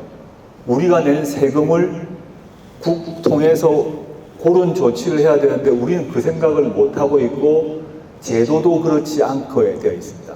하나만 예를 들자면 지금 전국에 다 무상급식 하고 있지 않습니까? 무상급식이 맨 첫 번째 공약이 노무현 후보의 공약이었고 민주노동당의 공약이 되었고, 그러다가 과거 서울시 교육감 선거에서 크게 붙으면서 무상급식을 도입해야 되는 측과 반대한 측이 붙었는데, 당시 국민의 계열에서는 또 이명박 정부 그 보수 정부에서는 무상급식은 빨갱이 공작이라고 했습니다. 그 무상급식 하게 되면 나라가 망한다고 했습니다. 무상급식은 각 집에서 엄마가 도시락 싸줘야 되는 거지 왜 국가가 애들한테 밥을 주냐 그랬거든요. 지금 대부분의 지방자치에서 무상급식을 합니다. 나라 안 망했습니다. 다 나라가 잘 돌아갑니다. 무상교복도 급속히 커지고 있습니다. 지금 한 60~70% 무상교복을 하고 있는 걸 알고 있는데, 무상교복 한다고 하면 시민들의 돈은 안 들어가지 않습니까? 내 돈이 안 나가기 때문에 나의 가처분 소득은 늘어납니다. 이런 식으로 사고의 발상이 전환이 되어야 되는데 아직까지 그게 잘 안 되고 있어서 저는 자유권만이 아니라 사회권이라 부릅니다. 민생과 복지와 노동에 관한 권리를 사회권이라 부르는데 사회권 선진국으로 가야지 된다. 그게 지난 대선 같은 경우는 기본소득의 문제, 그 다음에 보편적 복지의 문제, 이런 것이죠.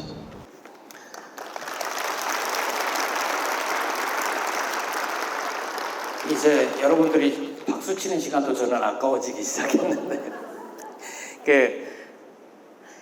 그러면 1987년 민주화운동 이후에 이제 자유권이 많이 향상이 된 거지 않습니까? 말씀하신 사회권을 보장하기 위해서는 헌법을 개정해야 되는 건가요? 헌법을 개정해야 되는 것도 있지만 법률로도 얼마든지 가능합니다. 그 헌법 개정사항도 있지만 법률로 충분히 가능하고, 이게 국민적 공감대가 있어야 되는데 여러분들이 내가 맞지 않을 권리, 고문당하지 않을 권리, 나의 권리라고 확고하게 생각합니다. 그거 참을 수가 없죠.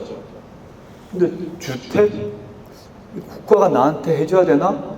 내가 사야 되나에 대해서 공감대가 안 이루어져 있는 것입니다.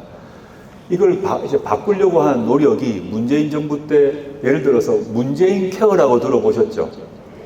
지금 이명박 정부가 이걸 줄이려고 모든 노력을 하는데 집안에서 큰 병, 중병이 걸린 분들은 문재인 케어가 얼마나 많은 도움이 되는지 아실 겁니다. 개인이 낼 돈을 문재인 케어를 통해서 해결을 다 하고 있습니다. 과거보다 부담이 확 줄게 되거든요. 이런 식으로 바꿔나가야 되는 것은 단순히 헌법의 문제는 아니다. 얼마든지 법률과 정책으로 가능하다고 보고 있습니다. 그러려면 결국은 문제는 정치다. 그렇죠. 그렇죠? 그 갑을 선진국에도 나오고 DK 눈물에도 정치 개혁에 대한 구체적인 언급은 좀 없는 것 같아요. 네. 총선이 내년 4월이고 이제 한 4개월 정도 남았는데 아직 선거를 몇 명을 우리 대표로 뽑을지 어떻게 뽑을지 이것도 결정이 안 됐고 국민의힘은 과거처럼 비례대표를 병립형으로 돌아가자고 하고 민주당도 그렇게 가는 거 아닌가라고 우려하는 분들이 많아요. 작가님은 어떻게 보세요? 제가 뭐 선거구제에 대해서 제가 국회의원도 아니고 선거구제를 결정할 수 있는 뭐 권한이 있는 사람은 아니기 때문에 어느 제도, 각 제도의 장단점을 사실 갖고 있기 때문에 제가 그에 대해서 즉답을 드리기보다는 다른 식으로 말씀드리기 좋을 것 같습니다. 저는 제가 이제 문재인 정부에서 근무를 했고 그런 측면 외에도 우리나라의 이제 민주화란 말은 정치적 민주화 외에도 경제적 민주화, 또 자유권의 선진국, 자유권 선진국 외에 사회권 선진국을 위해서는 정치가 매우 중요한데 그것을 이루기 위한 가장 본진은 저는 민주당이라고 생각을 하고 있습니다. 그 점에 있어서는 뭐 변화가 없고요. 그 과정에서 이제 민주당 국회의원들 또 민주당 당원들 또 지지자들이 그 지금까지 분투하신 그런 노력에 대해서는 뭐 제가 존경의 마음을 갖고 있습니다. 제가 하나 근데 추가하고 싶은 것은 여러분들 용해인 의원 아시죠? 저도 아는데 전 만나본 적이 없습니다. 용해인 의원이 상대적으로 저보다 젊으신 분이고 저하고 뭐 나이 차도 있고 경력도 차이가 있어서 또 경험이나 뭐 지역 한 번도 만나본 적이 없는 분인데 전 용해인 의원이 참 잘하고 있는 것 같아요. 대부분 동의하실 것 같은데 저하고 마음이 비슷하신 것 같습니다. 근데 용해인 의원은 기본소득당이라는 약간 낯선 꼬마 정당의 의석 하나를 갖고 있는 분 같습니다. 근데 그분이 하는 활동을 보면 제가 유튜브를 통해서 많이 보는데 나이로 봐서는 제 조카뻘쯤 되는 분인데 정말 잘한다, 당차다. 용해인 의원 다음에 꼭 국회 들어갔으면 계속 다음 재선이 됐으면 좋다는 생각이 저는 합니다. 그래서 민주당 의원님들 당연히 되셔야죠. 그리고 또 최근에 보니까 그 정의당에서 탈당하신 분들이 그 사회민주당 추진위원회를 만드시고 노회찬의 마지막 꿈을 실현하겠다 이런 얘기를 하셨습니다. 제가 사적으로는 제가 이제 뭐 문재인 대통령을 지지하고 문재인 대통령을 만드는데 일정한 뭐 조그만 기여를 했습니다만 그와 동시에 저는 고 노회찬 의원 후원회장이었습니다. 그래서 노회찬 의원께서 돌아가셨을 때 제가 정말 북 빠져서 펑펑 장례식장 운 기억이 있는데 전 노회찬 의원께서 하셨던 역할이 전 있다고 생각합니다. 지금 돌아가셨습니다만은 노회찬 의원이 그런 아주 날카로운 유머스러운 재담 말고 그분의 사고, 비전, 정책에 있어서 많은 제가 도움을 받았고 그걸 통해서 민주당이 또 영향을 받아서 민주당이 더 진보적으로 된 그런 경우도 많았습니다. 노회찬 의원 같은 분이 민주당 의원은 아니죠. 근데 노회찬 의원 같은 분이 많았으면 좋겠다고 생각합니다. 여러분 생각은 어떠십니까?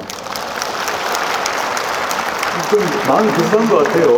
저는 이제 그 민주당이 우리 민주진보 진영의 본진이고 항공모함이다라고 생각하고 그런 점에 뭐 전혀 추호의 의심이 없습니다만은 동시에 용해인 의원 같은 분, 고 노회찬 의원 같은 분이 또 많았으면 좋겠습니다. 이것이 잘 갖추어져서 뭐 굳이 좀 있으면 이제 이순신 장군 영화도 개봉한다 그러는데 민주당이 중심이 돼서 용해인, 노회찬 등등 이런 분들이 학익진처럼 날개를 쫙 펴서 의회 권력도 확실하게 다수파로 만들고 다음 대선에는 행정 권력도 찾아왔으면 좋겠다 이런 말로 질문에 답하겠습니다. 학익진을 펴서 무찔러야 될 외구가 신건보인가요? 물론이죠. 네. 저는 서울의 봄 영화 마지막 장면 보셨습니까? 쿠데타 세력이 찍은 사진? 그 사진이 있는데 그 다음 사진이 나와야 된다고 봅니다. 전두환 노태우가 재판받는 사진이 있습니다. 그 사진을 이 뜻이 전 신건부 관계자들도 나중에는 법의 심판을 받아야 한다 생각합니다.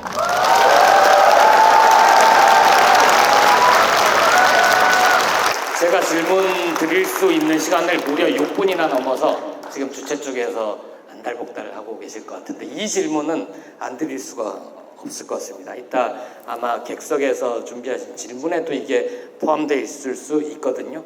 그래서 제가 미리 드리겠습니다. 혹시 조국신당이라고 들어보셨나요? 예, 들어왔습니다. 예, 언론사에서 의뢰한 여론조사 간간히 등장을 하는데 저는 그거 보면서 이준석 전 국민의힘 대표는 신당을 하겠다, 뭐 여참하겠다 이런 얘기를 하니까 그래 이준석 신당 이게 포함되는 건 맞는데 한 번도 말씀 안 하셨잖아요. 한 번도 제가 제 입으로 조국신당을 말한 적은 단 한 번도 없습니다. 혹시 조국신당 만드실 계획이 있는지, 내년 총선에 출마하실 계획이 있는지 말씀해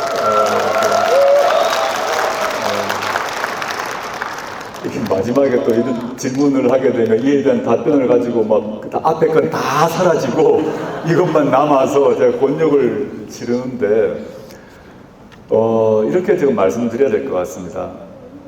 저는 사실 이제 평생 학자를 소명으로 생각하고 살았습니다. 민정수석 비서관으로 일하고도 그렇게 학자로 돌아가겠다 마음을 먹고 근무를 했고 했는데 아시다시피 2019년 그 사태 이후로 제가 학자로 돌아가는 길이 이제 봉쇄가 되어버렸습니다. 그 뭐 객관적 사실입니다. 제가 슬픕니다만은 그 본의와 관계없이 저희 학자로서 역할이 끝난 것 같습니다. 그것을 직시하고 있고요. 그 다음에 제가 이 책을 내고 책에서 아주 강한 주장을 하고 있는데 그 책의 주장이나 오늘 이런 북콘서트에서의 발언이 단순히 2019년 사태 이후에 저나 저희 가족이 당했던 시련에 대한 분노, 그것을 표출하기 위한 것만은 아니겠죠. 물론 그런 분노가 없다고는 얘기하지 않겠습니다. 저도 인간이기 때문에 있습니다. 근데 그것 때문에 제가 책을 내거나 이 자리에 있는 것은 아니겠죠. 저는 제가 앞에서 말씀드렸습니다만 현재와 같은 신건부 독재 체제가 종식되어야 하고 그걸 통해서 민생 경제가 추락되고 있는 상태에서 민생 경제를 살려야 한다고 생각합니다. 그것을 위해서 제가 무엇인지 모르겠습니다만은 제가 돌 하나는 들어야겠다 이런 마음을 갖고 있습니다.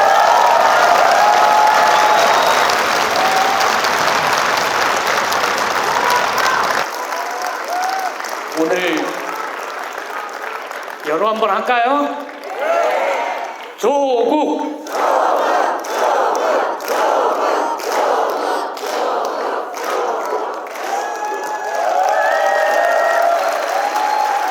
제가 그래도 나름 기자 출신이어서 이 자리에 언론인들이 꽤 많이 와 계신데 제일 듣고 싶어하는 질문이었을 거거든요. 아니 뭐 너무 또 과장해서 왜곡해서 해석하지 마시고 전 마음 제가 제 재판도 다시 남아 있고 뭐 제가 해야 될 여러 가지 각종 일들이 있겠죠. 재판도 있고 가족도 온갖 일이 있는 상태인데 앞에 또 어떤 일이 닥칠지는 모르겠습니다. 그렇지만 그냥 과거에는 제가 무슨 계획을 세워가지고 그 계획에 따라 탁탁 실천하고 추진하고 이런 삶을 살았는데 2019년 이후에는 세상이 제 마음대로 전혀 안 되는구나를 어느 순간 깨달았습니다. 그래서 그게 아니라 사람들의 마음에 따라 주변의 친구와 동지와 또 국민들의 그 마음에 따라 몸을 맡기자 이런 생각을 하고 있습니다.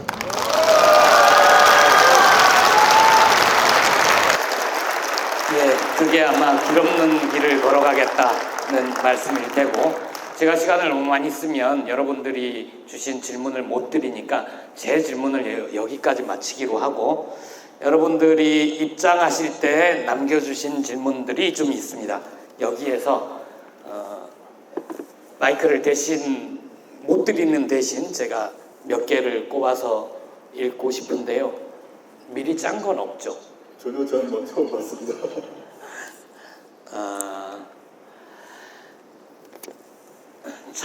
번째 거부터 뽑겠습니다. 작가님, 차기작은 언제 나오나요? 제가 2019년 이후로 지금 한 만 4년, 횟수로 5년인데 하다 보니 1년에 한 번씩 책을 내게 되었습니다. 그런데 차기작은 지금 구상을 한 것이 없습니다. 현재 책을 DK 눈물이 최근 책이기 때문에 이 책에 기초해서 움직이고 있고 새로운 책 아직 생각을 못 하고 있습니다.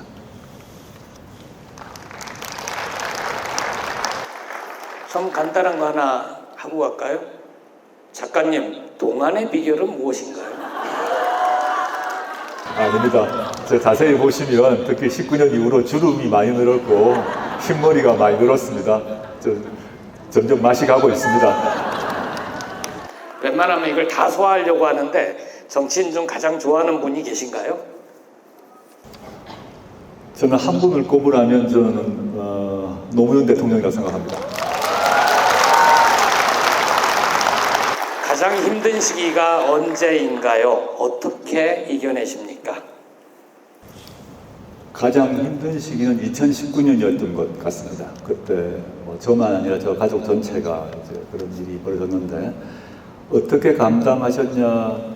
맨 처음에는 정말 너무 충격이 커서 감당할 수 없는 상태였는데 제가 당시 과거에 그 집이 서초동 인근에 있는 집이었는데 그때 서초동 촛불 집회가 열릴 때 그 함성 소리와 그 촛불의 빛이 저희 집까지 비쳤습니다. 그것 때문에 제가 버틸 수 있었고 그것 때문에 제가 여기까지 올 수 있지 않나 생각하고 있습니다.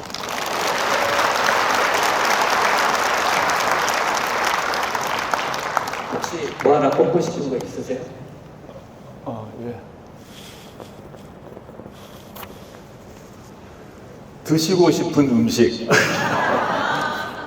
굴보쌈, 묵은지, 홍어 삼합, 상추튀김.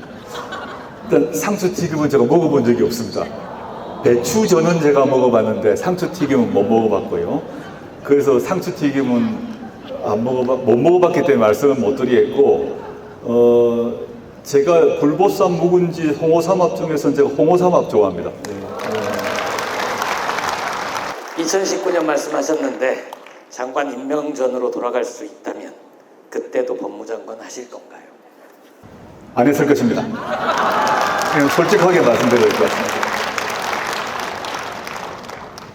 문재인 대통령님은 어떤 분이십니까? 저는 이제 문재인 대통령님을 뭐 2012년 그 전부터 문재인 변호사 때부터 조금씩 알았던 사이인데요. 문재인 대통령님에 대해서도 아까도 말씀드렸습니다. 문재인 정부에 대해서 많은 분이 비판도 하시고 불만도 있을 거라 생각을 합니다. 근데 저는 첫째는 저는 지금도 단 한 번도 문재인 대통령께서 정치적 판단에 뭐 실수도 하실 수도 있다고 생각합니다.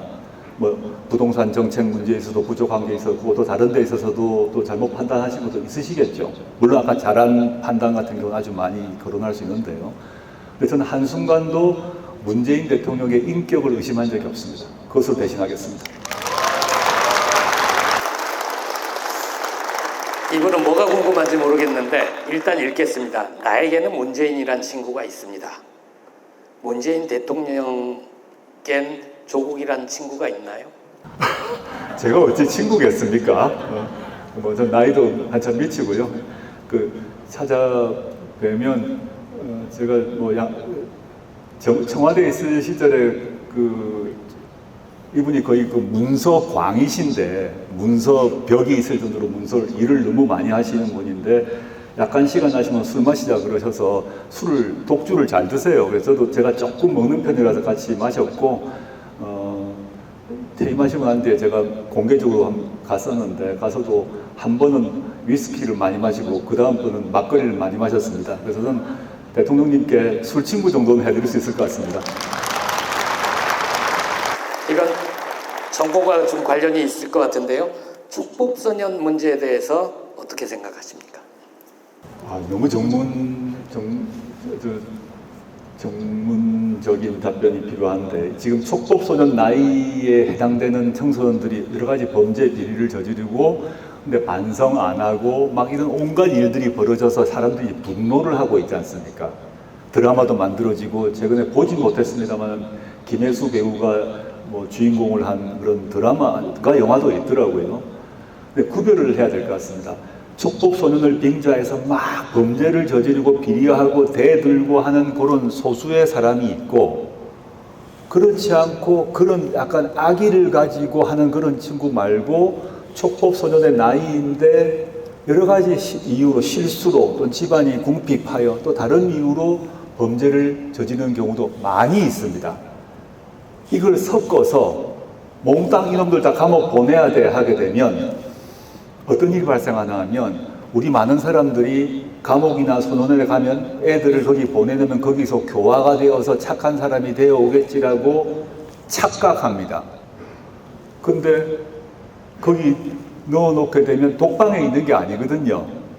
같이 있게 되면 표현이 그렇습니다만은 범죄 집단 학습을 할 수가 있습니다. 나쁘게 돌아올 수가 있습니다. 그래서 이건 정말 조심해야 되는 문제다. 무조건 감옥 보내자. 이게 해결책은 아니다. 이건 뭐 사실 이건 한 학기 강의용인데 그렇게 제가 간단히만 말씀드리겠습니다. 여러분들 조금 있다 벌어질 조국 작가님의 원맨쇼가 더 기다리시죠? 그래서 질문은 이걸로 마지막으로 하려고 합니다. 총선 출마 여부나 뭐 병리평 견해 이런 것들이 좀 있었는데요. 많이 소화된 것 같고요.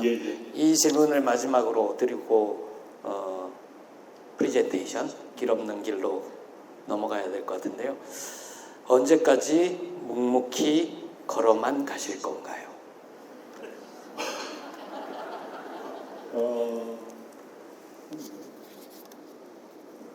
저도 묵묵히 걷기, 지금 묵묵히 걷고 있는데 뛰고 싶죠. 뛰고 싶은데 재판을 받고 있다는 것은 발에 족쇄가 차여 있는 거거든요.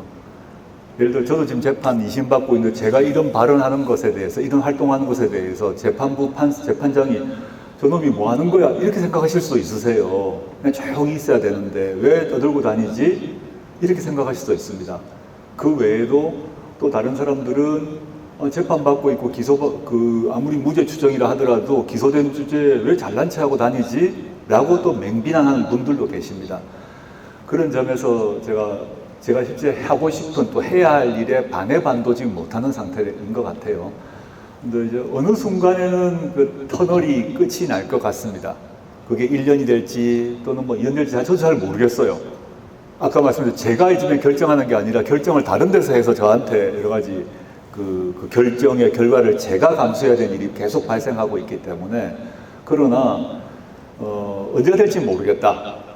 결국 그렇지만 터널은 언젠가는 끝날 것 같고 그 터널이 끝날 때 되면 제가 좀 뛸 수 있을 것 같고 그 다음에 터널에 있는 동안 제가 2019년 그 시점에는 터널 속에 들어갔습니다. 들어간 느낌이었고 캄캄해서 아무것도 보이지 않았습니다.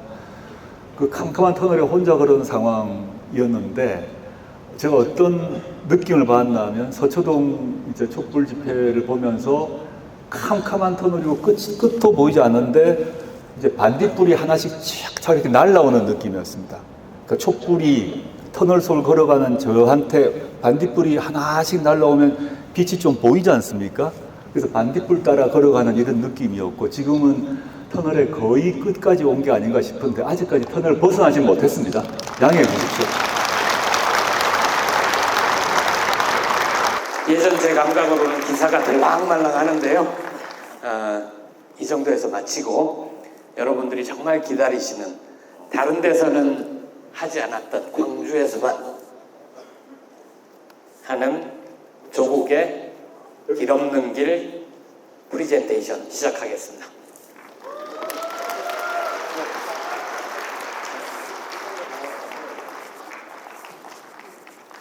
요게 2022년에 박건웅 화백이 저를 위해서 그려주셨습니다. 제가 그래서 반딧불 얘기를 한 것인데 전 뭐 박건웅 화백과 사적 연이 사실 아무것도 없는 분이었는데 저를 보고 이 그림을 그려주셔서 상당히 저는 이제 위로가 되었습니다.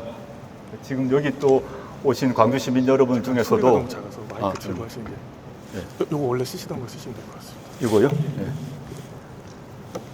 여기 오신 그 시민 여러분들께서도 당시 서초동에 오셨던 분이 많으실 거라고 저는 추측을 하는데요. 다시 한번 깊이 감사드립니다. 지금 저는 우리나라 경제 상황을 한번 봐야 될 것 같습니다. 제가 아까 사회권 얘기를 했습니다만 모든 데서 물가 폭등, 수출 충남, 무역 적자 급증, 가계소득 감소 상황입니다. 저는 윤석열 정부에 대해서 저는 이제 검찰 독재라거나 뭐 대한건국이라 이런 말 외에 저는 한마디로 무능 정권이라고 생각합니다. 무능 정권은 저의 주장이 아니라 모든 통계에서 나타났고, 최근에는 부산 엑스포, 제 고향인데 부산에서 엑스포 될 줄 알았습니다. TV조선만 보면, 채널A만 보면. 근데 119대 29더라고요. 그러면 총 5,744억을 썼는데 한 표당 198억을 쓰고 29표밖에 얻지 못했습니다. 이 역시 저는 무능의 소산이다 생각합니다. 문재인 정부 하에서, 우리와 문재인 정부 하에서 불만도 있었고 비판도 모자란 점도 많이 있었지만 그 당시 유행했던 말이 눈 떠보니 선진국이란 말이 대대적으로 유행했고 시쳇말로 국뽕이란 말도 사용되었습니다. 그러나 지금은 아무도 그 말 하지 않습니다. 눈 떠보니 후진국 느낌입니다.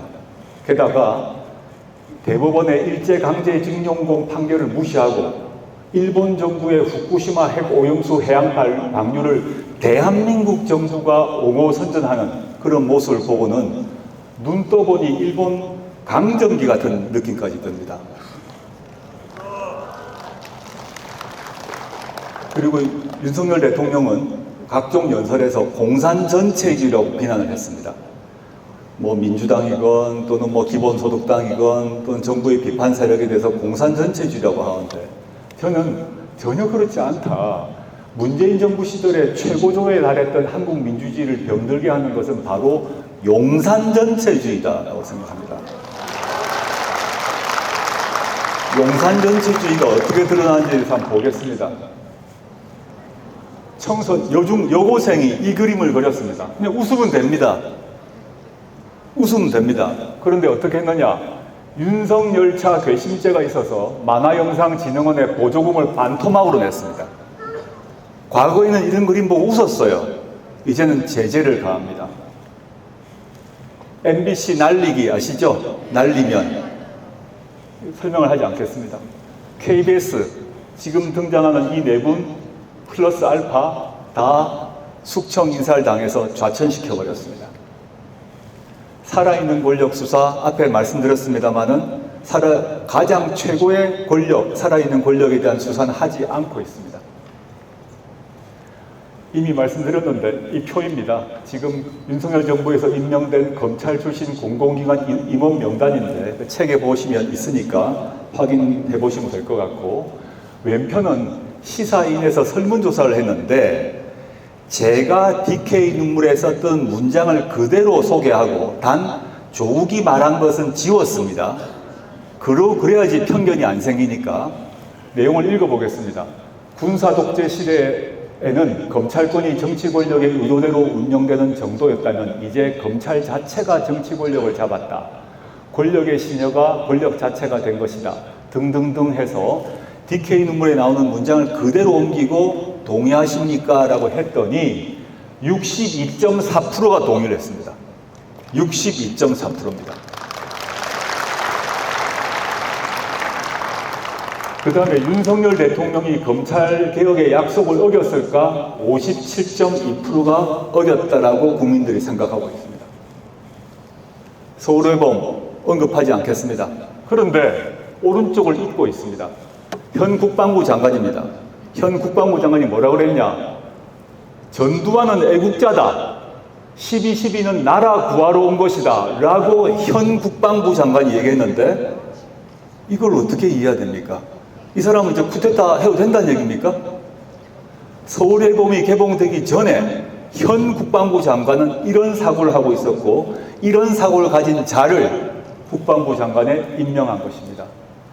그러다 보니 왼쪽과 같은 풍자 포스터가 지금 시중에 돌고 있습니다. 구별이 되십니까? 한 사람만 바뀌었습니다. 근데 이게 단순히 풍자가 아니라 윤석열 검찰총장 시절에 윤석열 총장을 모셨던 한동수 감찰부장입니다. 이 사람은 판사 출신으로 감찰부장이었는데 한동수 감찰부장에서는 법정에서 뭐라고 증언을 했나 하면 윤석열 검찰총장이 총선 직전에 내가 육사 갔다면 쿠데타 했을 것이다 라고 검찰 간부들에게 말했다고 법정에서 증언했습니다. 그렇기 때문에 왼쪽의 저 포스터의 사진 문제가 단순히 풍자만은 아닐 것 같다는 생각을 하게 됩니다. 이미 말씀드렸습니다. 우리는 서울의 봄에서 왼쪽 상단 사진을 보았지만 역사의 결과는 오른쪽 하단의 모습이었고 군사 독재건, 검찰 독재건 정치적, 법적 심판을 받을 것이다 생각합니다. 시간의 문제다. 근데 이와 같은 경우에 더 근본적 문제가 있다고 얘기를 합니다. 저는 생각합니다. 그게 아까 가불선진국이라는 제 책에서도 말씀드렸는데 지금 자산과 소득의 양극화가 심화되고 있습니다. 일자리, 교육, 주거, 노후 문제로 오는 불안과 고통이 사라지지 않고 있습니다. 실제 통계를 보게 되면 정규직과 비정규직의 임금 차이가 6년 연속 계속 커지고 있고요. 자산 격차 역시 계속 그러합니다. 이렇기 때문에 우리가 자유권은 향유를 하고 있지만 사회권의 경우 매우 취약하기 때문에 우리의 삶이 불안한 것이죠. 이것이 해결돼야 된다고 생각합니다. 이에 대한 상세한 얘기는 제가 가불선진국이라는 책 등에서 설명을 했기 때문에 상세히 말씀드리지 않을 것인데 제가 문답과정에서 얘기했던 무상급식, 무상교복 이런 방식의 정책이 점점점 확대되어야 한다. 그리고 기본소득은 이재명 대표께서 말씀하신 바 있고 기본자산은 김두관 의원이 말씀하신 바 있고 한데 이런 우리의 민생을 강화하고 보완해주는 그런 정책을 우리 펴야 한다. 그래야 우리들이 불안하지 않다. 우리의 삶이, 우리 자식들의 삶이 불안하지 않게 될 것이고 그럴 때 우리 독재의 위험이 줄어든다고 생각합니다. 이 책은 나중에 한번 참조해 보시면 될 것 같고요. 시간 관계상 빨리 마무리할 것인데 이게 이 사진이 제가 법무부 장관 청문회 하던 당시에 집으로 돌아왔는데 마침 그때 저희 딸내미 생일을 놓쳐가지고 생일 케이크를 들고 가던 장면을 중앙일보 기자가 집 앞에서 찍었는데 그걸 가지고 논란이 있었습니다. 그런데 저는 나중에 알았는데 광주 출신의 박성원 화백이 이 그림을 당시에 그려가지고 나중에 저한테 보내주셨습니다. 너무 아까 박건웅 화백의 그림과 함께 너무 감사했고 나중에 전시회에서 만나서 이 박 화백께 감사 인사를 드렸습니다. 이때는 저 혼자였고 축 처진 어깨로 딸내미 하루 지난 생일에 케이크 들고 제가 갔었거든요. 2019년 시점인데 많이 바뀐 것 같습니다. 그 뒤로 이 일이 있었습니다. 이 일 때문에 제가 버틸 수 있었고 견딜 수 있었고 살아남을 수 있었습니다.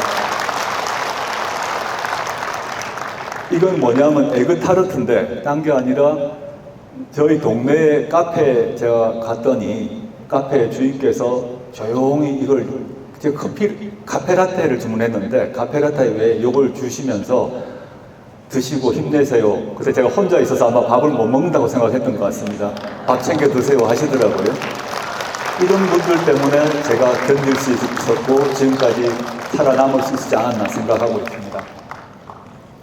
마지막으로 지금도 아직 일은 끝나지 않은 것 같습니다. 제가 재판도 남아있고 또 온갖 공격도 받고 있습니다만은 이제 맨 처음에는 혼자였다 생각을 했는데 촛불 시민들이 계셨고 에그타르트를 주시는 카페 주인이 계셨고 그 다음에 이게 험한 설산인데 저만이 아니라 저 뒤에 따라오는 한 분도 또 계신 것 같고 그 분이 여기 계시는 시민들이었으면 좋겠습니다. 줄이겠습니다. 감사합니다.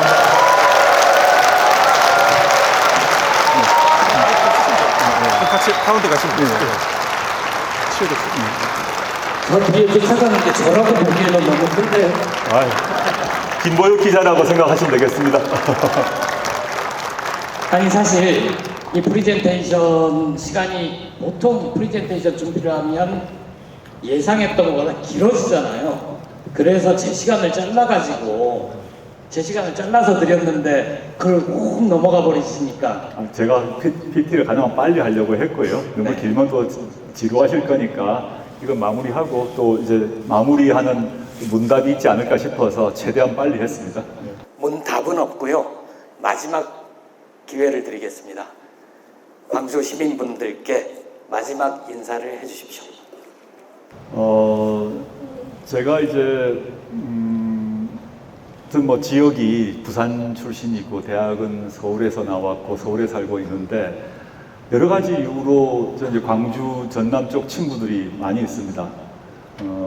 대학교 시절부터 이제 나이 와서 뭐 옛날 얘기를 하자면 80년 초에 광주에 왔더니 제가 난생 처음 먹어본 음식이 하나 있었는데 토화젓이었습니다. 이 부산에는 그게 없습니다. 그래서 이게 난생 처음 먹던 고추장이라고 생각을 했습니다, 당시에.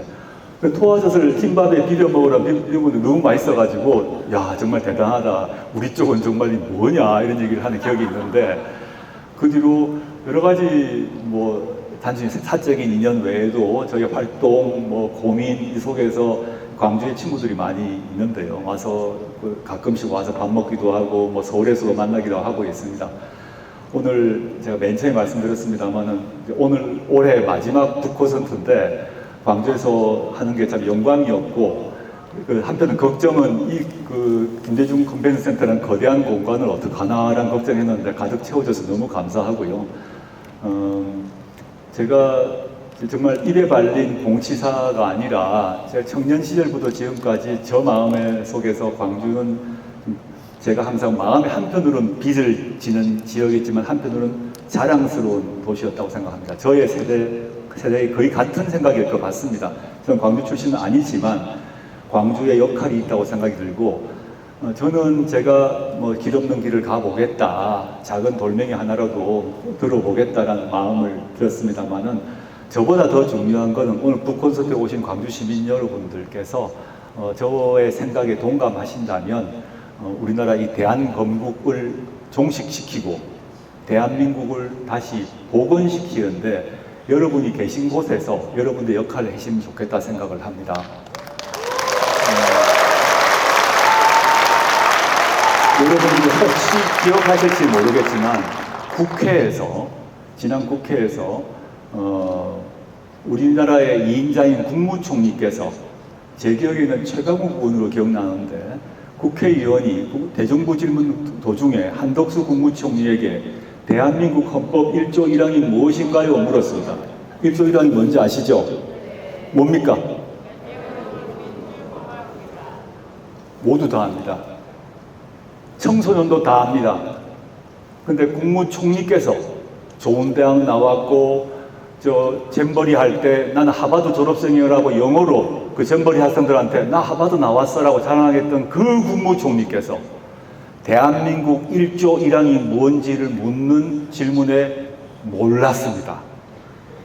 대한민국 1조 1항은 대한민국은 민주공화국이라는 것을 국무총리가 모른다는 것을 여러분들이 직시하시고 대한민국 1조 1항을 원래대로 국무총리가 아는 국무총리를 우리가 맞이해야 될 거 아닙니까? 적어도 대한민국 1조 1항은 뭔지 아는 국무총리를 보고 싶다는 거죠. 그러려면 주권자인 여러분들이, 광주 시민들이 저와 앞으로 사적으로 만나실 일은 쉽지 않을 것 같습니다만 이런 자리에서 교감을 한다고 생각하면 여러분들께서 여러분이 서 있는 자리에서 민주공화국을 위해서 한 걸음 한 걸음 노력해 주시면 우리 모두가 서로 손을 잡는 동지가 되지 않을까 생각합니다. 감사합니다. 예전에는 보통 이럴 때 자 그럼 마지막은 구호로 정리하겠습니다 그런 거 했는데 노래를 대한민국은 민주공화국이다 라는 노래도 있는데 알겠습니다. 그거는 다음에 제가 이 노래 부르다가는 나중에 다음날 조국 재판 와중에 희낙거리며 노래해 이렇게 나옵니다. 다른 건 다 빠지고 이 와중에 재판받는 자가 노래하면서 희낙낙거림 이렇게 헤드라인을 뽑을 것입니다. 알겠습니다. 그건 다음에 맡기고요. 자, 이제 약속한 시간이 거의 다 됐는데요. 마지막으로 오늘 자리를 빛내주신 여러분들께 진심으로 감사의 인사 올립니다. 감사합니다. 그리고 개별적으로 사진 찍은 시간을 따로 드리지 않아서 작가님이 이쪽에서 돌아서면 모두 다 같이 사진을 찍을 수 있도록 하겠습니다. 이제 마무리하겠습니다. 오늘 고맙습니다. 고맙습니다. 감사합니다.